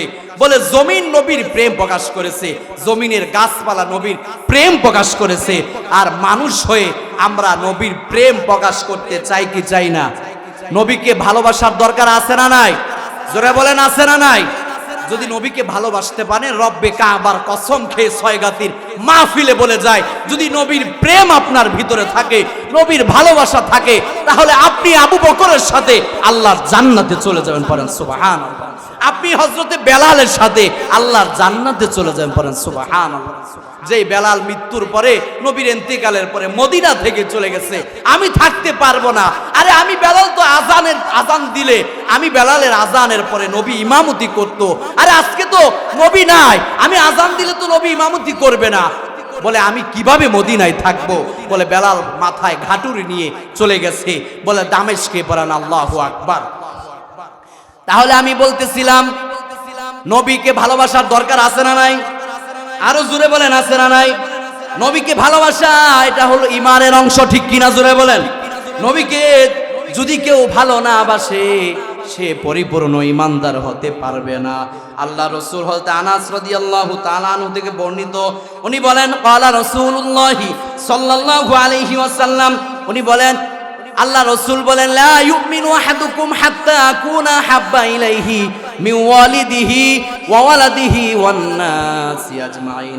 আল্লাহ রাসূল বলেন, এরে আমার উম্মতের দল, আমি নবী বলে গেলাম তোমাদের ভিতরে যদি কেউ পরিপূর্ণ ঈমানদার হতে চায়, কেউ যদি পরিপূর্ণ ঈমানদার হতে চায়, তাহলে সে যেন তার বলে এরকম ভাবে তার পিতামাতা, তার সন্তান সন্ততির চাইতে আমি নবীকে বেশি ভালোবাসি। পড়েন সুবহানাল্লাহ। হযরত ওমর রাদিয়াল্লাহু তাআলা আনহু এসে বলে, ওগো আল্লাহর নবী, আমি আমার পিতামাতা, আমার ছেলে মেয়ে, আমার সন্তান সন্ততির চাইতে আপনাকে বেশি ভালোবাসি। এবার আল্লাহ রাসূল বলেন, হে ওমর, তুমি এখনো পর্যন্ত পরিপূর্ণ ঈমানদার হতে পারো নাই। এবার হযরত আল্লাহ রাসূল বলেন, হে ওমর, যতক্ষণ পর্যন্ত তুমি নিজের জীবনের চাইতে আমি নবীকে বেশি ভালো না বাসবি, বলে ততক্ষণ পর্যন্ত তুমি ঈমানদার হতে পারবে না। আল্লাহু আকবার। তাহলে নবীকে নিজের জানের চেয়ে, নিজের জীবনের চেয়ে বেশি ভালোবাসতে হবে, ঠিক কিনা? জোরে বলেন, আরো জোরে বলেন, ঠিক না ঠিক? নিজের পিতামাতা, নিজের ছেলে মেয়ে, নিজের সন্তান সন্ততি, এগুলোর চাইতে বেশি নবীকে বেশি ভালোবাসতে হবে, ঠিক কিনা? জোরে বলেন। এবার আসেন, কেউ যদি ঈমানের স্বাদ পেতে চায়, কিসের স্বাদ? ঈমানের স্বাদ যদি কেউ পেতে চায়, হযরত আনাস রাদিয়াল্লাহু তাআলা আনহু থেকে বর্ণিত হাদিস উনি বলেন, ক্বালা রাসূলুল্লাহ সাল্লাল্লাহু আলাইহি ওয়াসাল্লাম, নবীজি বলেন, কেউ যদি এরকম ভাবে ঈমানের স্বাদ পেতে চায়, তাহলে হালাওয়াতাল ঈমান, তাহলে বলে এরকম ভাবে পৃথিবীর সমস্ত জিনিসের চাইতে নবীকে বেশি ভালোবাসতে হবে, ঠিক কিনা? নবীকে বেশি ভালোবাসতে হবে। যারা বলে এরকম ভাবে নিজের জীবনের চাইতে নবীকে বেশি ভালোবাসবে, তারা ঈমানের স্বাদ পাবে, তারা নামাজ পড়ে মজা পাবে, ইবাদত করে মজা পাবে, ঠিক কিনা? জোরে বলেন। এবার আসেন নবীকে কেন ভালোবাসবেন? নবীর ভালোবাসা, কেউ যদি নবীকে ভালোবাসে, এক সাহাবী এসে বলে ওগো আল্লাহর নবী মাতাসা, ওগো আল্লাহর নবী কিয়ামত কবে সংগঠিত হবে? এবার আল্লাহ রাসূল বলেন মা আদাতালাহা। আল্লাহ রাসূল বলেন ও সাহাবী, তুমি যে জিজ্ঞেস করতেছো কিয়ামত কবে সংগঠিত হবে, এবার তুমি বলো কিয়ামতের জন্য তুমি কতটুকু প্রস্তুতি নিয়েছো? আল্লাহ রাসূল সাহাবীকে বললেন ও সাহাবী, কিয়ামত কবে হবে জিজ্ঞেস করেছো, ঠিক আছে, কিয়ামতের জন্য তুমি কতটুকু প্রস্তুতি নিয়েছো? কিয়ামত আসার পরে সেটা সামাল দিতে পারবে সেই আমল তোমার আছে কি? এমন তোমার আমল আছে? এবার সাহাবী বলে মা আদাতুলাহা মিন কাসীরি সালাতিন ওয়ালা সাওমিন ওয়ালা সাদাকাতিন। মনোযোগ আছে? যারা বলেন আছে, খুব গুরুত্বপূর্ণ কথা। সাহাবী বলে ওগো আল্লাহর নবী মিন কাসীরি সালাতিন, আমার তেমন নামাজ নাই, আমার আমল নামায় তেমন নামাজ নাই, তেমন বলে রোজা নাই, তেমন দান খয়রাতের আমল নাই, তবে ওয়ালাকিন্নী উহিব্বুল্লাহ ওয়া রাসূলা, তবে আমার একটা আমল আছে। ওই সাহাবী বলে ওগো আল্লাহর নবী, তবে আমার একটা আমল আছে, আমার একটা পুঁজি আছে। বলে কি পুঁজি? বলে আমি আল্লাহ এবং তার রাসূলকে ভালোবাসি। সুবহানাল্লাহ। সাহাবী বলে ওগো আল্লাহর নবী, আমার কোনো পুঁজি নাই, আমার কোনো আমল নাই, মিন কাসীরি সালাতিন ওয়ালা সাওমিন, কোনো আমল নাই, তেমন কোনো পুঁজি নাই, তবে একটা পুঁজি আছে, একটা আমল আছে। বলে কি? বলে আমি আল্লাহ এবং তার রাসূলকে নিজের জীবনের চাইতে বেশি ভালোবাসি। বলে সুবহানাল্লাহ। এবার আল্লাহ রাসূল বলেন ক্বালা রাসূলুল্লাহ সাল্লাল্লাহু আলাইহি ওয়াসাল্লাম, এবার নবীজি বলেন আনতা মা মান আহবাবতা। আল্লাহ রাসূল বলেন ও সাহাবী মনে রাখিও, ও সাহাবী শুনে রাখিও, তুমি বলে যার সাথে যার মহাব্বত, তুমি যাকে মহাব্বত করবে, তুমি যাকে ভালোবাসবে, হাসরের ময়দানে তুমি তার সাথেই থাকবে। বলেন সুবহানাল্লাহ। তাহলে হাসরের ময়দানে আমরা নবীর সাথে থাকতে চাই কি চাই না? জোরে বলেন চাই কি চাই না? সবাই চান? সবাই চান নবীর সাথে থাকতে চান? তাহলে যদি নবীর সাথে থাকতে চান, নবীকে ভালোবাসতে হবে। রাজি আছেন সবাই? নবীকে ভালোবাসতে হবে। যদি কোনো কুলাঙ্গার, যদি কোনো বেঈমান আর নাফরমান আমার আপনার নবীর বিরুদ্ধে কটূক্তি করে, নবীকে গালি দেয়, ওই বেঈমান আর ওই নাফরমান, ওই কুলাঙ্গার জারজ সন্তানকে এই জমিনে জ্যান্ত দাফন দিতে হবে। ঠিক কিনা জোরে বলেন? আগামী দিনে এরকম ভাবে যদি কোনো কুলাঙ্গার সন্তান আমার আপনার নবীর বিরুদ্ধে কটূক্তি করে, নবীকে গালি দেয়, তাকে ফাঁসির কাস্টে ঝুলাতে হবে। ঠিক কিনা জোরে বলেন? আল্লাহ রাসূল বলেছেন মান সাব্বা নাবিয়ান ফাকতুলু, যে নবীকে গালি দিবে তার কোনো বিচার নাই, তার কোনো রিমান্ড নাই, তার একটাই বিচার, তার সর্বোচ্চ শাস্তি হলো মৃত্যুদণ্ডের আইন চাই, মৃত্যুদণ্ডের আইন চাই। ঠিক কিনা জোরে বলেন? সুতরাং আগামী দিনে যদি কোনো কুলাঙ্গার আমার দেশে, সেটা মুসলিম হতে পারে, সেটা অমুসলিম হতে পারে, ইহুদি খ্রিস্টান বৌদ্ধ নাসারা হতে পারে, সেটা গুজরাটের কসাই মোদী সরকারের অনুসারী হিন্দু হতে পারে, উগ্রপন্থী ইসকন হতে পারে, যাই হোক আমরা কাউকে চিনি না। ঠিক কিনা জোরে বলেন? যদি আওয়ামী লীগ, যদি বিএনপির কোন নেতা কর্মী যদি আমার নবীর বিরুদ্ধে কটূক্তি করে, আমরা জীবন দিব, রক্ত দিব, রাজপথে লড়াই করব, এরপরও নবীর সম্মান আমরা ধরে রাখবো। ঠিক কিনা জোরে বলেন? রাজি আছেন সবাই? যারা রাজি আছেন দুই হাত তুলে আল্লাহকে দেখান। নারে তাকবীর, নারে তাকবীর। বিশ্ব নবীর দুশমনেরা হুঁশিয়ার, সাবধান। ইসলামের দুশমনেরা, আলেম ওলামা যেখানে, কোরআন হাদিস যেখানে থাকবেন তো ইনশাআল্লাহ। তাহলে বলতেছিলাম সাহাবী এসে বলে ওগো আল্লাহর নবী, আমার জীবনে কোনো আমল নাই, কোনো পুঁজি নাই, বলে একটা পুঁজি, আমি নবীকে ভালোবাসি। বলেন সুবহানাল্লাহ। তাহলে নবীকে ভালোবাসার দরকার আছে না নাই? জোরে বলেন আছে না নাই? কোরআনুল কারীম খুলেন সূরা তওবা আয়াত নাম্বার 24। আল্লাহ বলেন 8 জিনিস, বলে 8 জিনিসের চাইতে নবীকে বেশি ভালোবাসবে। যদি না বাসো কি হবে? আল্লাহ বলেন ফাতারাব্বাসু হাত্তা ইয়াতি আল্লাহু বিআমরি, যদি 8 জিনিসের চাইতে নবীকে বেশি ভালো না বাসো, তাহলে তুমি আমি আল্লাহর আযাব এবং গজবের অপেক্ষায় থাকবে। পড়েন নাউজুবিল্লাহ। আপনার ভালোবাসাটা যদি নবীর চাইতে বেশি সন্তানকে ভালোবাসেন, যদি নবীর চাইতে বেশি নিজের স্ত্রীকে ভালোবাসেন, নবীর চাইতে যদি বেশি আপনার ব্যবসাকে ভালোবাসেন, নবীর চাইতে বেশি যদি আপনার বাড়ি ঘরকে ভালোবাসেন, তাহলে আল্লাহ বলেন ও পৃথিবীর মানুষেরা, আমি আল্লাহ জানিয়ে দিলাম, আরে আমি আমার বন্ধু নবীর চাইতে অন্য জিনিসকে তুমি ভালোবাসবে, ইম্পসিবল, এটা হইতেই পারে না, অসম্ভব। যদি কেউ ভালোবাসে নবীর চাইতে যদি অন্য কোনো জিনিসকে আপনি প্রাধান্য দেন, ভালোবাসেন, তাহলে রব বলে ফাতারাব্বাসু, তুমি আযাবের অপেক্ষায় থাকো।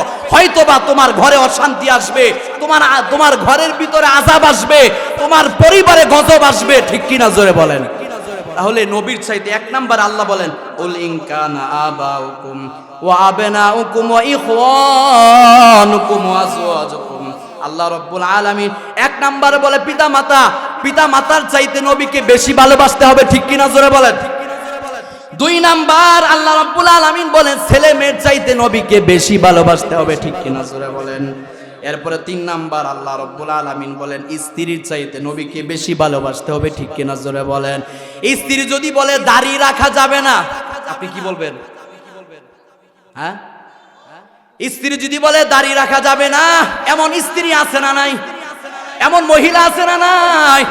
ও উম্মতের মায়েরা, ও উম্মতের বোনেরা, ছয়গাতির মা বোনেরা, ও মা, আপনার এক সন্তান বলে যায়, ও মা, আপনি যদি আপনার স্বামীকে বলেন দাড়ি রাখা যাবে না, দাড়ি রাখা যাবে না, ও মা, এতটুকুন শব্দ হাসরের ময়দানে আপনার জাহান্নামে যাওয়ার কারণ হয়ে যাবে, ঠিক কিনা জোরে বলেন।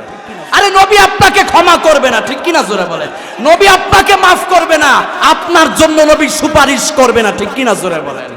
এজন্য বলবো ও উম্মতের মায়েরা, ও উম্মতের বোনেরা, দাড়ি রাখতে হবে, ঠিক কিনা জোরে বলেন। স্বামীকে দাড়ি রাখার জন্য আপনি উৎসাহ দিবেন, প্রেরণা দিবেন।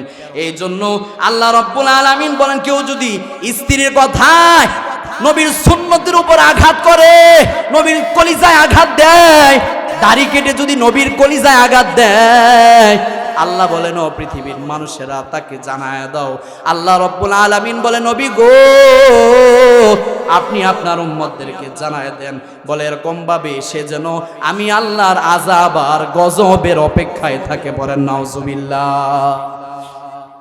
এরপর আল্লাহ রাব্বুল আলামিন বলেছেন নিজের বংশ, এর চাইতে নবীকে বেশি ভালোবাসতে হবে। অর্থ সম্পদ, টাকা পয়সা, বলে এর চাইতে নবীকে বেশি ভালোবাসতে হবে। নিজের ব্যবসা, বলে ব্যবসার ক্ষেত্রে নবীর সুন্নত মানার দরকার আছে না নাই? জোরে বলেন আছে না নাই? ব্যবসার ক্ষেত্রে নবীর সুন্নতকে মাইনাস করে ব্যবসা করা যাবে না। ওই ব্যবসার মধ্যে বলে আল্লাহর বরকত হবে, ওই ব্যবসার মধ্যে কোনোদিন বরকত হবে না। বলে আপনি ব্যবসা করবেন, বাহ্যিক দৃষ্টি দিয়ে দেখবেন লাভ হচ্ছে, কিন্তু না, দিন শেষে হিসাব করে দেখবেন বলে আপনার বেশি একটা লাভ হয়, ব্যবসার মধ্যে বরকত নাই। বরকত উঠিয়ে নিবে একজন, তিনি কে? জোরে বলেন তিনি কে? ঘর বাড়ি এই সবগুলো চাইতে নবীকে বেশি ভালোবাসতে হবে, ঠিক কিনা জোরে বলেন। তাহলে আমি বলতেছিলাম কেন নবীকে ভালোবাসবেন?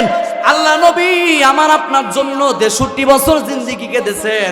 এবার একটা ঘটনা আপনাদেরকে শোনাই। হযরত আয়েশা রাদিয়াল্লাহু তাআলা আনহা থেকে বর্ণিত হাদিস, উনি বলেন আমি একদিন হঠাৎ করে দেখলাম নবী অনেক আনন্দিত, হঠাৎ করে দেখলাম নবী অনেক আনন্দিত। তো এই সুযোগে আমি আয়েশা নবীকে বললাম, নবী গো, আপনি আমার জন্য একটু দোয়া করেন। কি করেন? দোয়া করেন। তো এবার নবী দোয়া করলেন, আল্লাহুম্মা গফির লিআয়েশা মা তাকদ্দামা মিন যামবিহা ওয়া মা তাখারা। আল্লাহ নবী দোয়া করলেন, ওগো আল্লাহ, তুমি আমার আয়েশার সামনের এবং পিছনের সমস্ত গুনাহ খাতাগুলি ক্ষমা করে দাও। জোরে জোরে বলেন সুবহানাল্লাহ। এবার আয়েশা রাদিয়াল্লাহু তাআলা আনহা অত্যন্ত খুশি, আনন্দ চিত্তে এতটাই খুশি হয়েছে, নবীজি বলেন, ও আয়েশা, তুমি এত আনন্দিত কেন? এবার আল্লাহর নবী বলে, আল্লাহর নবী বলে, আয়েশা বলে, ওগো আল্লাহর নবী, আমি কেন আনন্দিত হব না? কারণ আপনি আমার জন্য এমন একটা দোয়া করেছেন, বলে যে দোয়ার কারণে আমি আয়েশা আজকে অনেক খুশি হয়েছি। বলেন সুবহানাল্লাহ।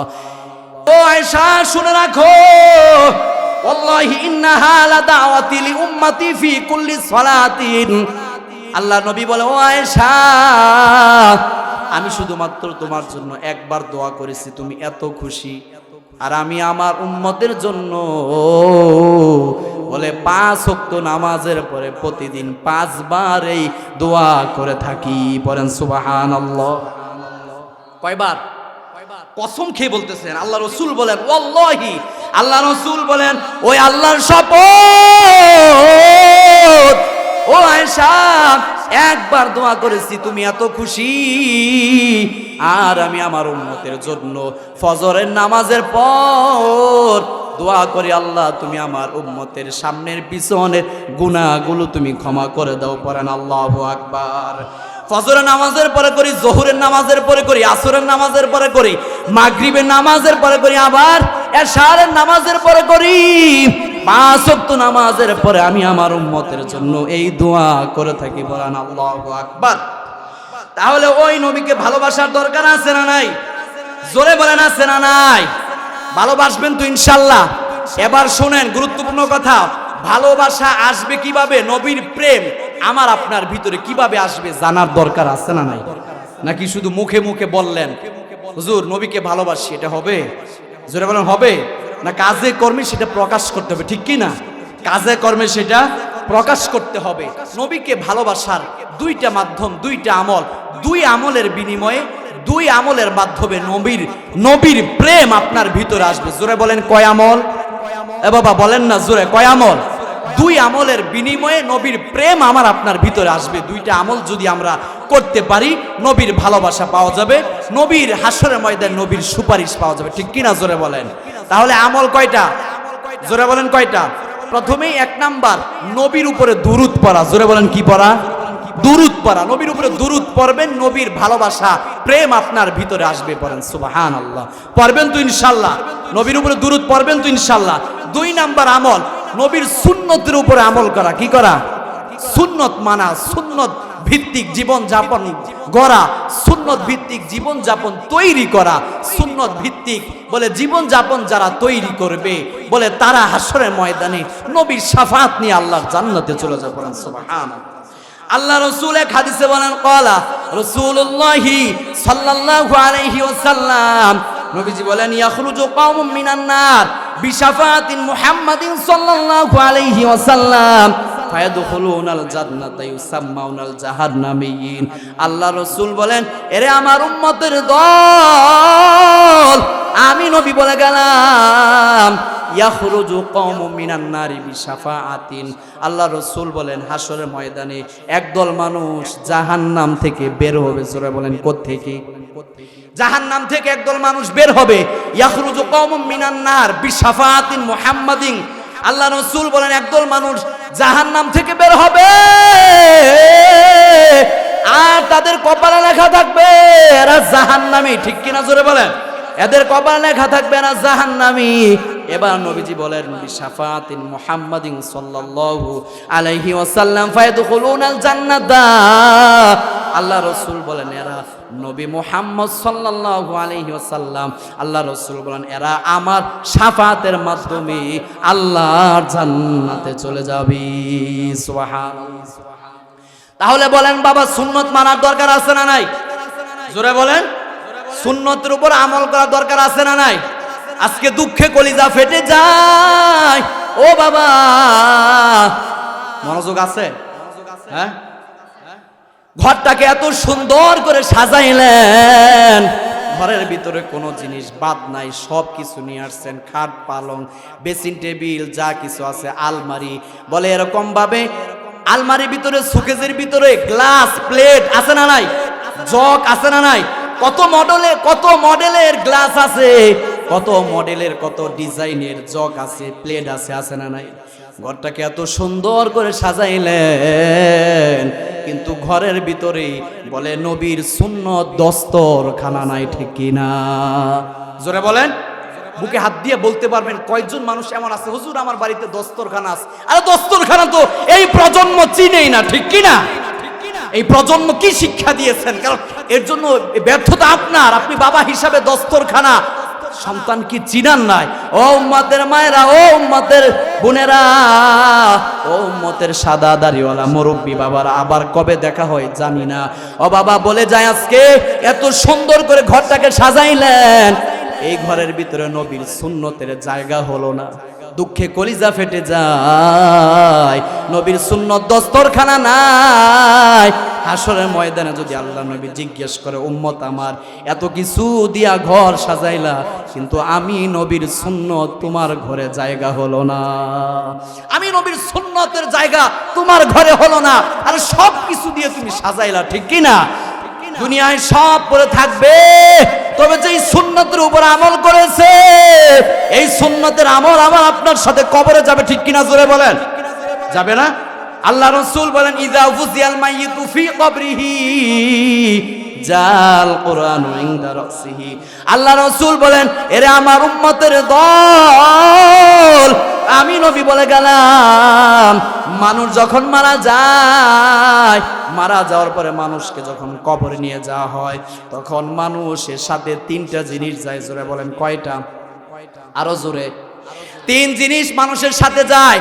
এবার আল্লাহ রাসূল বলেন, তিন জিনিস যাওয়ার পর দুইটা জিনিস চলে আসে, আর একটা জিনিস তার সাথে থেকে যায়, ঠিক কি না? এক নাম্বার তার অর্থ সম্পদ চলে আসে, দুই নাম্বার তার পরিবার পরিজন চলে আসে, তিন নাম্বার তার যে আমল সে করেছে ওই আমলগুলো তার সাথেই থেকে যায়। সুবহানাল্লাহ। তাহলে নবীর সুন্নতের উপর আমল করার দরকার আছে না নাই? জোরে বলেন, আছে না নাই? নবীর সুন্নতের উপরে যারা আমল করবে, আল্লাহর কোরআন আমাদেরকে জানিয়েছে, কোরআনুল কারীমের সূরা আল ইমরানের 31তম আয়াত আল্লাহ রাব্বুল আলামিন বলেন, আমার তেলাওয়াতকৃত আয়াত, আল্লাহ বলেন, উল ইন কুনতুম তুহিব্বুনাল্লাহ ফাত্তাবিউনি ইউহিব্বুকুমুল্লাহু ওয়া ইয়াগফির লাকুম যুনুবাকুম।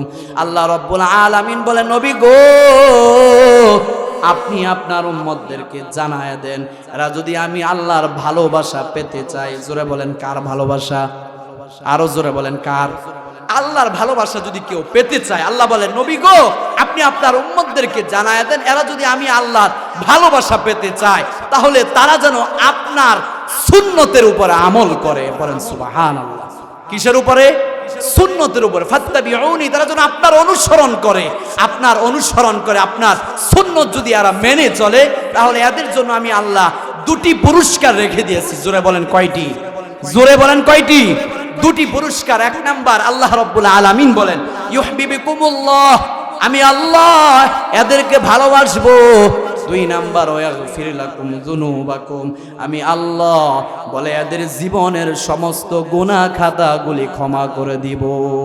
সুবহানাল্লাহ।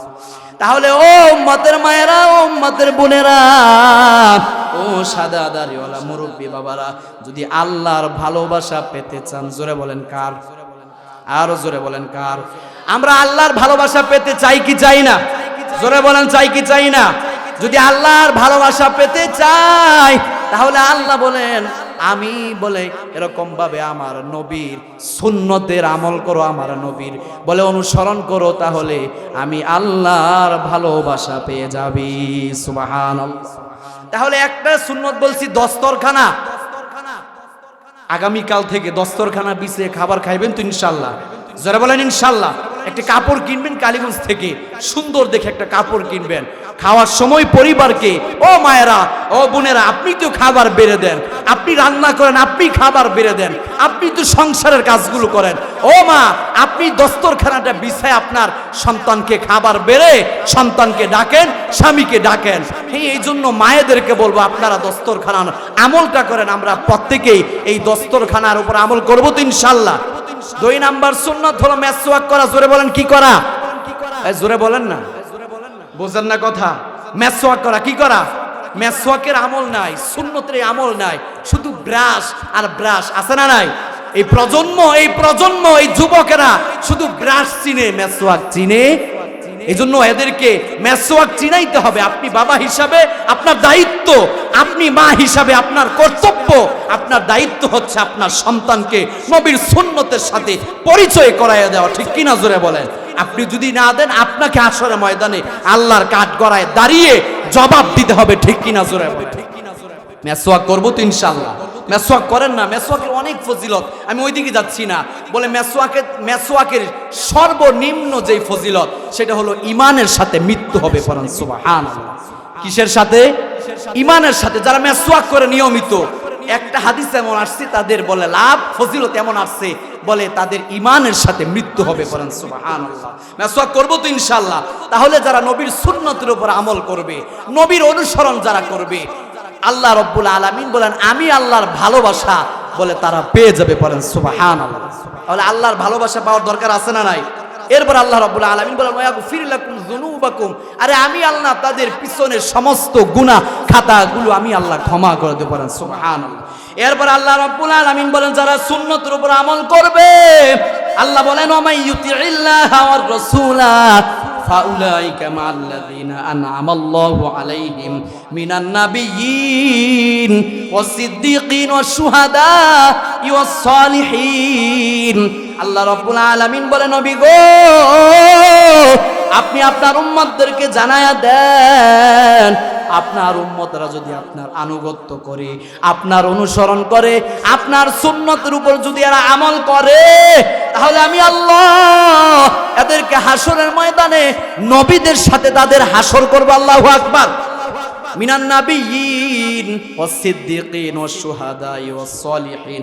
এক নাম্বার আল্লাহ বলেন নবী গো, আপনার যে উম্মত আপনার সুন্নতের উপর আমল করবে, আমি আল্লাহ হাসরের ময়দানে তাদেরকে বলে এক নম্বরে নবীদের সাথে তাদের হাসর করব। সুবহানাল্লাহ। মিনান নাবিয়্যিন ওয়াস সিদ্দীকিন, দুই নাম্বার যারা সিদ্দীকিন হবে তাদের সাথে। এরপরে আল্লাহ রাব্বুল আলামিন বলেন ওয়াস শুহাদা, যারা শহীদ হবে, যারা ইসলামের জন্য জীবন দিবে, তাদের সাথে আমি তাদের হাসর করব। এরপর আল্লাহ রাব্বুল আলামিন বলেন ওয়াস সালিহিন, যারা সালেহ বান্দা, সৎকর্মশীল বান্দা, নেককার বান্দা, নেককার মানুষের সাথে, নেককার বান্দাদের সাথে তাদের হাসর করব। পড়েন সুবহানাল্লাহ। তাহলে আমরা এরকম ভাবে নবীর সুন্নতের উপর আমল করব তো ইনশাআল্লাহ। যারা বলেন ইনশাআল্লাহ। এরপর আল্লাহ রাব্বুল আলামিন বলেন আরেকটা আয়াত, আল্লাহ রাব্বুল আলামিন বলেন যারা সুন্নতের উপর আমল করবে, আমি আল্লাহ নিজে তাদেরকে জান্নাতে প্রবেশ করাইব। পড়েন সুবহানাল্লাহ। আল্লাহ রাব্বুল আলামিন বলেন ওমাই ইউতিইল্লাহ ওয়া রাসূলাহু ইউদখিলহু জান্নাতিন তাজরি মিন তাহতিহাল আনহার খালিদিনা ফিহা। আল্লাহ রাব্বুল আলামিন বলে যারা আল্লাহ এবং তার রাসূলের আনুগত্য করবে, যারা নবীর অনুসরণ করবে, যারা সুন্নতের উপর আমল করবে, আল্লাহ রাব্বুল আলামিন বলেন ইউদখিলহু জান্নাতিন, আমি আল্লাহ নিজে তাদেরকে জান্নাত দান করব। সুবহানাল্লাহ। ওয়া যালিকাল ফাওজুল আযীম। আল্লাহ বলেন এটাই হলো চূড়ান্ত পর্যায়ের সফলতা, এর চাইতে বড় সফলতা আর কিছু হতে পারে? এর চাইতে বড় সফলতা আর কিছু হতে পারে না। তাহলে নবীর সুন্নতের উপর আমল করার দরকার আছে না নাই? আমরা জান্নাতে যেতে চাই কি চাই না? যারা বলেন চাই কি চাই না? যদি চাই তাহলে নবীর সুন্নতের উপর আমল করতে হবে। রাজি আছেন সবাই ইনশাআল্লাহ? এবার আসেন হাদিস থেকে আমরা জানবো নবীজি কি বলেন। আল্লাহ রাসূল বলেন ক্বালা রাসূলুল্লাহি সাল্লাল্লাহু আলাইহি ওয়াসাল্লাম, নবীজি বলেন কুল্লু উম্মতি ইয়াদখুলুনাল জান্নাতা ইল্লা মান আবা। কিলা মান আবা ইয়া রাসূলুল্লাহ। আল্লাহ রাসূল বলেন কুল্লু উম্মতি ইয়াদখুলুনাল জান্নাতা, আল্লাহ রাসূল বলেন আমার সব উম্মত জান্নাতে যাবে। বলেন সুবহানাল্লাহ। আল্লাহ রাসূল বলেন আমার সব উম্মত জান্নাতে যাবে। কুল্লু উম্মতি ইয়াদখুলুনাল জান্নাতা, আমার সব উম্মত জান্নাতে যাবে। এরপর আল্লাহ রাসূল বলেন ইল্লা মান আবা। কিলা মান আবা ইয়া রাসূলুল্লাহ, তবে যারা অস্বীকার করবে, তবে যারা সুন্নত থেকে মুখ ফিরিয়ে নিবে, তবে যারা সুন্নতের উপর আমল করবে না, তারা ব্যতীত। কিলা মান আবা ইয়া রাসূলুল্লাহ। সাহাবে কেরাম জিজ্ঞেস করলেন ওগো আল্লাহ নবী, অস্বীকার কারা করে? এবার নবীজি বলেন মান আতাআনি দাখালাল জান্নাহ। আরে যারা আমি নবীর সুন্নতের উপর আমল করবে, যারা আমি নবীর অনুসরণ করবে, সুন্নত যারা মেনে চলবে, সুন্নাহ ভিত্তিক জীবন যাপন যারা করবে, তৈরি করবে, বলে তারা আল্লাহর জান্নাতে চলে যাবে। পড়েন সুবহানাল্লাহ। তাহলে নবীর সুন্নতের উপর আমল করার দরকার আছে না নাই? যারা বলেন আছে না নাই? এরপরে আল্লাহ রাসূল সাল্লাল্লাহু আলাইহি ওয়াসাল্লাম বলেন মান আতাআনি দাখালাল জান্নাহ ওমান আসওয়ানি ফাকাদ আবা, আর যারা অস্বীকার করবে, যারা সুন্নত থেকে মুখ ফিরিয়ে নিবে, তারা আল্লাহর জাহান্নামে যাবে। পড়েন নাউজুবিল্লাহ। এবার আসেন আবু হুরায়রা থেকে বর্ণিত হাদিস, মিশকাত শরীফের হাদিস নাম্বার 176 নাম্বার হাদিস। আল্লাহ রাসূল বলেন, আন আবি হুরায়রা রাদিয়াল্লাহু তাআলা আনহু قال رسول الله সাল্লাল্লাহু আলাইহি ওয়াসাল্লাম, নবীজি বলেন, মান তামাসসাকা বিসুন্নতি ইনদা ফাসাদি উম্মতি ফালাহু আজরু মিয়াতি শাহিদিন। আল্লাহ রাসূল বলেন, মান তামাসসাকা বিসুন্নতি, আল্লাহ রাসূল বলেন, আমার সুন্নতগুলো যারা শেষ জমানায়, ইনদা ফাসাদি উম্মতি, বলে উম্মতের ফিতনা ফাসাদের জমানায় যারা আমি নবীর সুন্নতের উপর আমল করবি, আল্লাহ রাসূল বলেন, ইনদা ফাসাদি উম্মতি ফালাহু আজরু মিয়াতি শাহিদিন। আল্লাহ রাসূল বলেন, ফালাহু আজরু মিয়াতি শাহিদিন, বলে আল্লাহ রব্বুল আলামিন তার আমল নামায় 100 গলা কাটা শহীদের সওয়াব দান করবি। সুবহানাল্লাহ।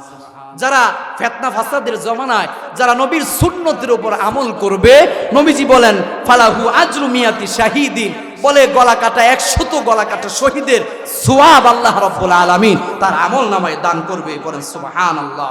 তাহলে নবীর সুন্নতের উপর আমল করার দরকার আছে না নাই? জোরে বলেন, আছে না নাই? এরপর নবীজি বলেন, মিশকাত শরীফের হাদিস নাম্বার 175, হযরত আনাস রাদিয়াল্লাহু তাআলা আনহু থেকে বর্ণিত হাদিস। উনি বলেন, মান আহাব্বা সুন্নতি ফাকাদ আহাব্বানি ওয়া মান আহাব্বানি কানা মাই ফিল জান্নাহ। নবীজি বলেন, মান আহাব্বা সুন্নতি, যে আমার সুন্নতকে ভালোবাসবে।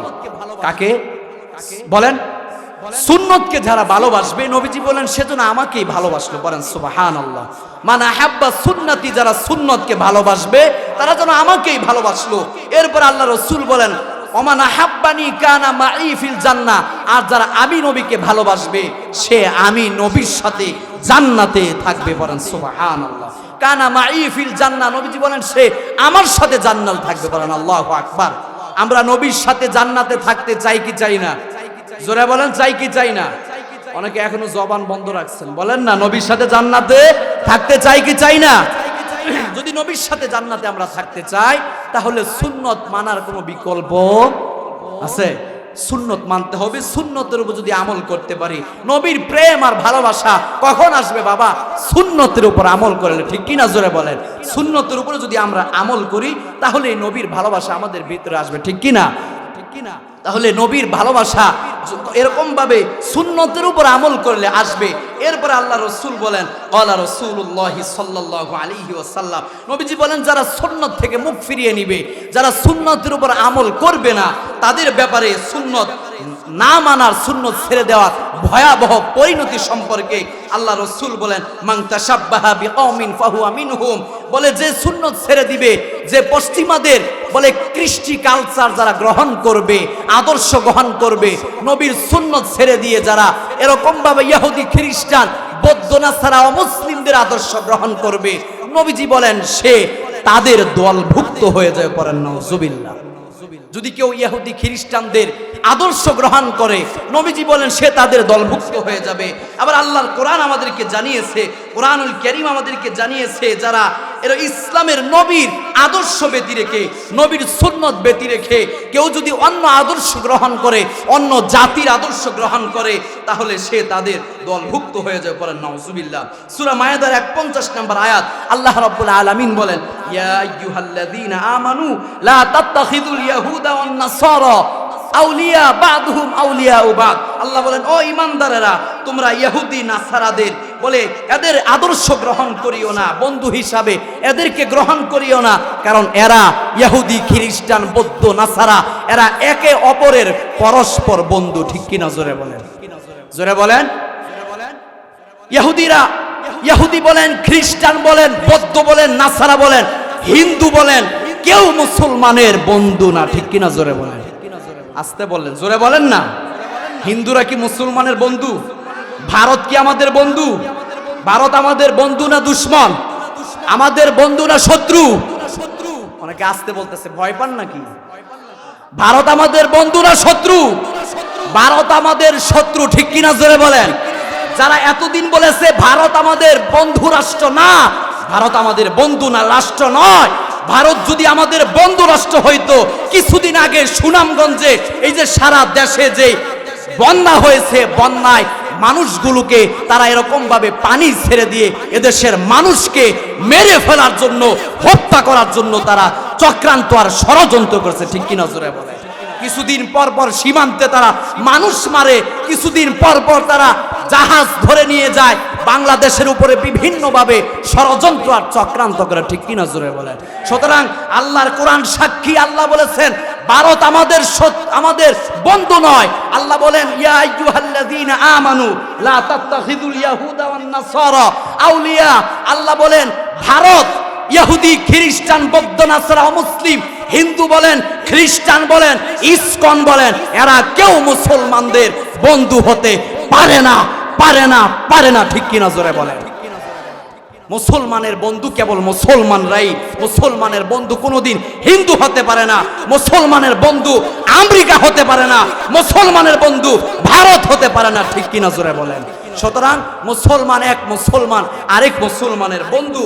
আল্লাহ বলেন যারা ওই জাতির আদর্শ গ্রহণ করবে, হিন্দুদের আদর্শ যারা গ্রহণ করবে, খ্রিস্টানদের আদর্শ যারা গ্রহণ করবে, আল্লাহ বলেন সে তাদের দলভুক্ত হয়ে যাবে, ঠিক কিনা জোরে বলেন? এই যে আজকে রাত্রে 31st নাইট এই যে উদযাপন করবে, এটা মুসলমানের আদর্শ নয়, ঠিক কিনা জোরে বলেন? যুবক ভাইরা জোরে বলেন, ঠিক না ঠিক? এই যে 31st night, happy new year, এটা মুসলমানের আদর্শ? এটা মুসলমানের আদর্শ নয়, এটা মুসলমানের চরিত্র নয়।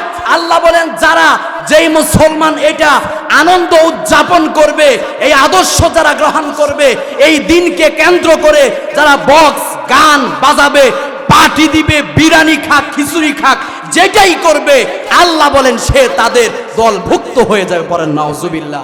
সুতরাং যুবক ভাইরা, কলিজার টুকরা, সূর্য সন্তান যুবক ভাইরা, পা দুইটা আগায়া দাও, পায়ে ধরে বলে দিয়ে যায়, তোমরা আজকে যারা এগুলো করতেছ, হয়তো শয়তানের অসওয়াসা আর কুমন্ত্রণায় পড়ে করতেছ। আমি বিনয়ের সাথে আহ্বান করব, এগুলো ছেড়ে দাও। 31st নাইট এটা খ্রিস্টানদের একটা আদর্শ, ঠিক কিনা জোরে বলেন? মুসলমানদের আদর্শ নয়। এটা যারা করে এরা কুফরি করে। মুসলমান সন্তানেরা, মুসলমানের সন্তানেরা এটা কোনোদিন করতে পারে না। ফাইন্নাহু মিনহুম, আল্লাহ বলেন সে তাদের দলভুক্ত হয়ে যাবে। এরপরে আল্লাহ বলেন ইন্নাল্লাহা লা ইয়াহদিল কওমাজ জালিমিন। আল্লাহ বলেন যারা এই 31st নাইট পালন করবে, যারা হ্যাপি নিউ ইয়ার পালন করবে, আরে এরা হচ্ছে জালেম, ঠিক কিনা জোরে বলেন? এরা কি? এরা হচ্ছে জালেম। আর আল্লাহ বলেন আমি আল্লাহ জালেমকে হেদায়েত দেই, আমি আল্লাহ জালেমদেরকে হেদায়েত দেই না। সুতরাং এই সমস্ত কাজ যারা করবে, ও যুবক ভাইয়েরা, ফিরে আসো ইসলামের পথে, ফিরে আসো কোরআনের পথে, ফিরে আসো শান্তির পথে, ঠিক কিনা জোরে বলেন? সুতরাং ইহুদি, খ্রিস্টান, বৌদ্ধ, নাসারা, মুসলিমদের এই আদর্শ বর্জন করতে হবে, পরিত্যাগ করতে হবে, এরকম ভাবে এগুলো পরিত্যাগ করতে হবে। নবীর আদর্শ আমাদেরকে গ্রহণ করতে হবে, ঠিক কিনা জোরে বলেন? রাজি আছেন সবাই ইনশাআল্লাহ? নবীর আদর্শ আমরা গ্রহণ করব ইনশাআল্লাহ। রাব্বুল আলামিন আমাকে, আপনাকে, আমাদের সবাইকে নবীর আদর্শ মাথার চুল থেকে নিয়ে পায়ের নখ পর্যন্ত প্রতিটা সেক্টরে, প্রতিটা ক্ষেত্রে, সর্বত্রে, সর্ব জায়গায় যেন আমরা নবীর সুন্নত বাস্তবায়ন করতে পারি, নবীর সুন্নত পালন করতে পারি, মেনে চলতে পারি, সেই তৌফিক যেন আল্লাহ রাব্বুল আলামিন আমাদের সবাইকে দান করে, সকলে পড়ি আমিন। তাহলে বলতেছিলাম, আমার যে আলোচনার বিষয় আজকে দেওয়া হয়েছে সুন্নাহ ভিত্তিক জীবন, খুবই গুরুত্বপূর্ণ একটি বিষয়। তাহলে নবীর সুন্নত আমাদের মধ্যে নাই, আস্তে আস্তে নবীর সুন্নতগুলো, নবীর আদর্শগুলো আমাদের কাছ থেকে বিদায় নিতেছে, ঠিক কিনা জোরে বলেন? বিদায় নিতেছে। আপনি দেখেন, এই যে বললাম দুইটা সুন্নতের কথা, এক দস্তরখানা নাই, দস্তরখানা চিনিই না, আরে দস্তরখানা নবীর সুন্নত, ঠিক কিনা জোরে বলে? আপনি যদি কসম রব্বে কাবার কসম খেয়ে ছয়গাতির মাহফিলের মঞ্চ থেকে বলে যায়, নবীর মোহাব্বত আর প্রেম ভালোবাসা নিয়ে যদি দস্তরখানা আপনি বিছে খাবার খাইতে পারেন, এটা হাসরের ময়দানে আপনার নাজাতের উসিলা হয়ে যায়, বলেন সুবহানাল্লাহ। আরে হাসরের ময়দানে আল্লাহ শুধু উসিলা তালাশ করবে, কোন আমলটা আপনি আল্লাহর জন্য করেছেন, কোন আমলটা নবীর প্রেমে করেছেন, কোন আমলটা নবীর জন্য করেছেন, উসিলা তালাশ করবে, উসিলা তালাশ করবে, ঠিক কিনা জোরে বলবে? এজন্য মোহাব্বতের সাথে ভালোবেসে, নবীকে ভালোবেসে, নবীর সুন্নতগুলো যদি আমরা মানতে পারি, তাহলেই সফলতা, তাহলেই কামিয়াব, তাহলেই দুনিয়া এবং আখেরাতের জীবনে আমাদের জন্য কল্যাণ আর মঙ্গল বয়ে আনবে, ঠিক কিনা জোরে বলেন? জোরে বলেন, ঠিক না বে ঠিক? তাহলে আমি বলতেছিলাম সুন্নতের উপর আমল করতে হবে। বিশেষ 3টা সুন্নত আছে। জোরে বলেন কয়টা? 3টা। জোরে বলেন কয়টা? 3টা সুন্নত আছে। এমন 3টা সুন্নত আছে যেই সুন্নতের উপর আমল করলে অন্য সকল সুন্নতের উপরে আমল করা সহজ হয়ে যায়। বলেন সুবহানাল্লাহ। জোরে বলেন কয়টা?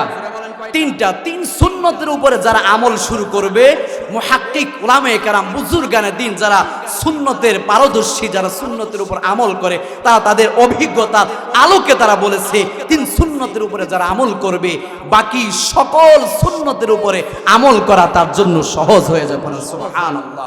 1 নাম্বার সুন্নত হচ্ছে সালাম দেওয়া। সহি শুদ্ধভাবে আগে আগে সালাম দেওয়া। সহি শুদ্ধভাবে আগে আগে সালাম দেওয়া। আসসালামু আলাইকুম ওয়া রাহমাতুল্লাহি ওয়া বারাকাতুহু। আসসালামু আলাইকুম, এই যে শুরুর হামজা এবং শেষের যে মিমের পেশ আসসালামু, এই শব্দটা ভালোভাবে উচ্চারণ করতে হবে। আর না হয় আপনি যেই জন্য সালাম দিয়েছেন উল্টো হয়ে যাবে। দোয়া করেছেন শান্তি, হয়ে যাবে অশান্তি। ঠিক কি না? দোয়া করেছেন আপনার উপরে শান্তি বর্ষিত হোক, যদি উচ্চারণ ব্যাঠিক হয়, সঠিক না হয়, এর অর্থ দাঁড়াবে আপনার উপরে গজব নাজিল হোক। পরেন নাউজুবিল্লাহ। সুতরাং এক মুসলিম আরেক মুসলিমের জন্য গজবের দোয়া করতে পারে, গজবের দোয়া করতে পারে না, শান্তির দোয়া করবে। এজন্য আমরা সালামটা সহি শুদ্ধভাবে আগে আগে সালাম দিব। এটা নবীর একটা সুন্নত। আরে নবীর জীবনী স্টাডি করলে দেখা যায়, জীবনী পড়লে দেখা যায় নবীর আগে কেউ সালাম দিতে পারে না। পড়ান আল্লাহু আকবার। বলি আলহামদুলিল্লাহ। খুশি হন না আপনারা? কি ক্লান্ত হয়ে গেছেন? কষ্ট হচ্ছে? এমন একজন নবীর উম্মত আমরা হয়েছি, এমন একজন নবী আমরা পেয়েছি, বলে যেই নবীকে কেউ আগে সালাম দিতে পারে না। সাহাবে কেরাম বলে, আরে আমরা তো গাছের পিছনে লুকায়ে থাকতাম নবীকে সালাম দেওয়ার জন্য। আল্লাহু আকবার। নবী ছোট বড় সবাইকে সালাম দিয়েছেন। এই জন্য এটা নবীর একটা সুন্নত, সহি শুদ্ধভাবে আগে আগে সালাম দেওয়া। দিব তো ইনশাআল্লাহ? যারা বলেন ইনশাআল্লাহ। সালাম যারা বেশি বেশি দিবে, আল্লাহ রাসূল বলেন তাদের অহংকার দূর করে দিবে একজন, তিনি কে? জোরে বলেন তিনি কে? অহংকার মুক্ত সে জীবন যাপন করতে পারবে। সালাম যত বেশি দিবেন, আপনার বিবিকে সালাম দেন, স্ত্রীকে সালাম দেন। বলেন হুজুর লজ্জা লাগে। আরে বাবা, আপনি শান্তির জন্য বাহিরের মানুষের শান্তির দোয়া করতেছেন, অথচ আপনার ঘরে আপনার স্ত্রী অশান্তিতে আছে, আপনার ছেলেটা অশান্তিতে আছে, আপনার মেয়েটা অশান্তিতে আছে। ঠিক কিনা? জোরে বলেন। সুতরাং এই সালামের এই সুন্নত, এটা আগে পরিবারে আমলটা চালু করবেন ইনশাআল্লাহ। তাহলে আমরা ঘরের ভিতরেই সুন্নতের আমলটা চালু করব। 1 নাম্বার সুন্নত সহি শুদ্ধভাবে আগে আগে সালাম দেওয়া। তাহলে এই আমলটা করব তো সবাই ইনশাআল্লাহ? এবার আসেন 2 নাম্বার, সকল ভালো কাজ ডান দিক দিয়ে শুরু করা। ডান দিক দিয়ে শুরু করা, এটা নবীর একটা সুন্নত। মসজিদে প্রবেশ করবেন, প্রথমে ডান পা। ঘরে প্রবেশ করবেন, প্রথমে ডান পা। ঠিক কিনা? প্যান্ট পরবেন, প্রথমে আপনি ডান পা ঢুকাইবেন। ঠিক কিনা? শার্ট পরবেন, প্রথমে ডান হাত প্রবেশ করাইবেন। এরকম ভাবে প্রত্যেকটি ভালো কাজ ডান দিক দিয়ে শুরু করব ইনশাআল্লাহ। মনে থাকবে? বলেন মনে থাকবে? 6 জাতির মুসলমান, সাদা দাড়িওয়ালা মুরব্বী বাবারা, কলিজার টুকরা, সূর্য সন্তান যুবক ভাইরা, আমি প্রথমেই বলেছি, আসছেন খালি হাতে, যাওয়ার সময় খালি হাতে যাইবেন না। যাওয়ার সময় কিছু আমল নিয়ে যাবেন। ঠিক কিনা? কিছু আমল নিয়ে যাবেন। এই যে সুন্নতের আমলগুলো নিয়ে যান, আমল করেন, ইনশাআল্লাহ আল্লাহ রাব্বুল আলামিন আপনার জন্য, আমার জন্য এই যে দুনিয়া, এরকম 10 দুনিয়া সমান এক জান্নাত রেখে দিয়েছেন। বলেন সুবহানাল্লাহ। তাহলে আমল করব তো ইনশাআল্লাহ। তাহলে 2 নাম্বার সুন্নত হচ্ছে সকল ভালো কাজ ডান দিক দিয়ে শুরু করা, ইনশাআল্লাহ করব তো। 3 নাম্বার হচ্ছে বেশি পরিমাণে জিকির করা। কি করা? জিকির করা। বেশি পরিমাণে জিকির করবেন। সুবহানাল্লাহি ওয়া বিহামদিহি সুবহানাল্লাহিল আযীম। বুখারীর সর্বশেষ হাদিস, নবীজি বলেন এই যে একটা জিকির, এই যে একটা তাসবিহ, এটা জবানে অত্যন্ত হালকা, কিন্তু মিজানের পাল্লা এটা অত্যন্ত ভারী করবে। পড়েন সুবহানাল্লাহ। থাকিলাতান ফিল মিজান। নবীজি বলেন মিজানের পাল্লাটাকে ভারী করে দিবে, ওজন করে দিবে, আপনার গুনাহগুলো নিচে থাকবে। এরকম ভাবে এই মিজানের পাল্লাটা, বলে এরকম ভাবে এই আমলের কারণে, এই তাসবিহটা বলে আপনার মিজানের পাল্লাটাকে ভারী করে দিবে। বলেন সুবহানাল্লাহ। সুবহানাল্লাহি ওয়া বিহামদিহি সুবহানাল্লাহিল আযীম। বেশি পরিমাণে আমরা পড়ব, বেশি পরিমাণে কালিমায়ে তয়্যিবা জিকির করব। লা ইলাহা ইল্লাল্লাহু মুহাম্মাদুর রাসূলুল্লাহ পড়ব তো ইনশাআল্লাহ। বেশি পরিমাণে জিকির করব ইনশাআল্লাহ। আল্লাহ। তাহলে এই তিনটা সুন্নত যারা আমল করবে আল্লাহ এরকম ভাবে তাদের অন্তরের ভিতরে নূর পয়দা হবে, বাকি সুন্নতের উপরে আমল করার স্পৃহা আগ্রহ তৈরি হবে। ঠিক কিনা জোরে বলেন? তাহলে এই তিনটা সুন্নতের উপর আমল করব তো ইনশাআল্লাহ, দস্তরখানার সুন্নতের উপর আমল করব তো ইনশাআল্লাহ, মেসওয়াকের সুন্নতের উপর আমল করব তো ইনশাআল্লাহ। করবেন? হ্যাঁ, তাহলে এই মেসওয়াকের সুন্নতের কথা বলছি, আর অনেক সুন্নত রয়ে গেছে। সুন্নাহ ভিত্তিক জীবন যাপন আমরা তৈরি করব। যারা সুন্নত মেনে চলবে তাদের জন্য জান্নাত, যারা সুন্নত মেনে চলবে তাদের জন্য সফলতা, যারা সুন্নত মেনে চলবে। আল্লাহ বলেন ইন্নাল্লাযীনা আমানু ওয়া আমিলুস সলিহাত কানাত লাহুম জান্নাতুল ফিরদাউসি নুজুলা। আল্লাহ বলেন আমি আল্লাহ তাদের জন্য তাদের সম্মান রক্ষার্থে, তাদের ইজ্জত রক্ষার্থে, আরে আমি আল্লাহ তাদের জন্য সর্বোচ্চ জান্নাত জান্নাতুল ফিরদাউস রিজার্ভ করে রেখেছি। পড়েন সুবহানাল্লাহ, পড়েন আল্লাহু আকবার। তাহলে সুন্নতের উপর আমল করব তো ইনশাআল্লাহ, আমল করবেন ইনশাআল্লাহ। যারা সুন্নত থেকে মুখ ফিরিয়ে নিবে তাদের ভয়াবহ পরিণাম আল্লাহ রাব্বুল আলামিন বলেছেন কোরআনুল কারীমে সূরা নিসার 14 নম্বর আয়াত। আল্লাহ বলে যারা সুন্নত মানবে না, তাহলে আমরা সুন্নতের উপর আমল করব ইনশাআল্লাহ। সুন্নতের উপর আমল করবেন তো ইনশাআল্লাহ। যারা সুন্নতের উপর আমল করবে না তাদের ব্যাপারে আল্লাহ বলছেন ওমাইয়াসিল্লাহ ওয়া রাসূলা ওয়া ইয়াতাআদ্দা হুদুদাহু। আল্লাহ বলেন যারা সুন্নত থেকে মুখ ফিরিয়ে নিবে, সুন্নতের উপর আমল যারা করবে না, আল্লাহ বলেন আমি আল্লাহ নিজে তাদেরকে জাহান্নামে প্রবেশ করাবো। পড়েন নাউজুবিল্লাহ। তাহলে আমরা কি জাহান্নামে যেতে চাই? জোরে বলেন জাহান্নামে যেতে চাই? আমরা জান্নাতে যেতে চাই, ঠিক কি না? জান্নাতে যেতে চাই কি চাই না? দেখি কে কে যেতে চায়, একটু দুই হাত তুলে আল্লাহকে দেখান। নারে তাকবীর, নারে তাকবীর। কোরআন হাদিস যেখানে, কোরআন হাদিস যেখানে, আলেম ওলামা যেখানে, প্রধান বক্তার আগমন, প্রধান বক্তার আগমন মাহফিল কমিটির পক্ষ থেকে, মাহফিল কমিটির পক্ষ থেকে আল্লাহ রাব্বুল আলামিন আমাকে আপনাকে আমাদের সবাইকে নবীর সুন্নতের উপরে আমল করে এই দুনিয়া থেকে বিদায় নেওয়ার তৌফিক দান করুন। সকলেই পড়ে আমিন। নবীর ভালোবাসা, নবীর মহাব্বত নিয়ে যেন আমরা হাসরের ময়দানে দাঁড়াতে পারি, তাহলে আমরা নবীর শাফাত, নবীর সুপারিশ পাবো। ঠিক কিনা জোরে বলেন? আল্লাহ রাব্বুল আলামিন আমাদের সবাইকে আমল করার তৌফিক দান করুন। ওয়া আখিরু দাওয়ানা আলহামদুলিল্লাহি রাব্বিল আলামিন। আসসালামু আলাইকুম ওয়া রাহমাতুল্লাহি ওয়া বারাকাতুহু।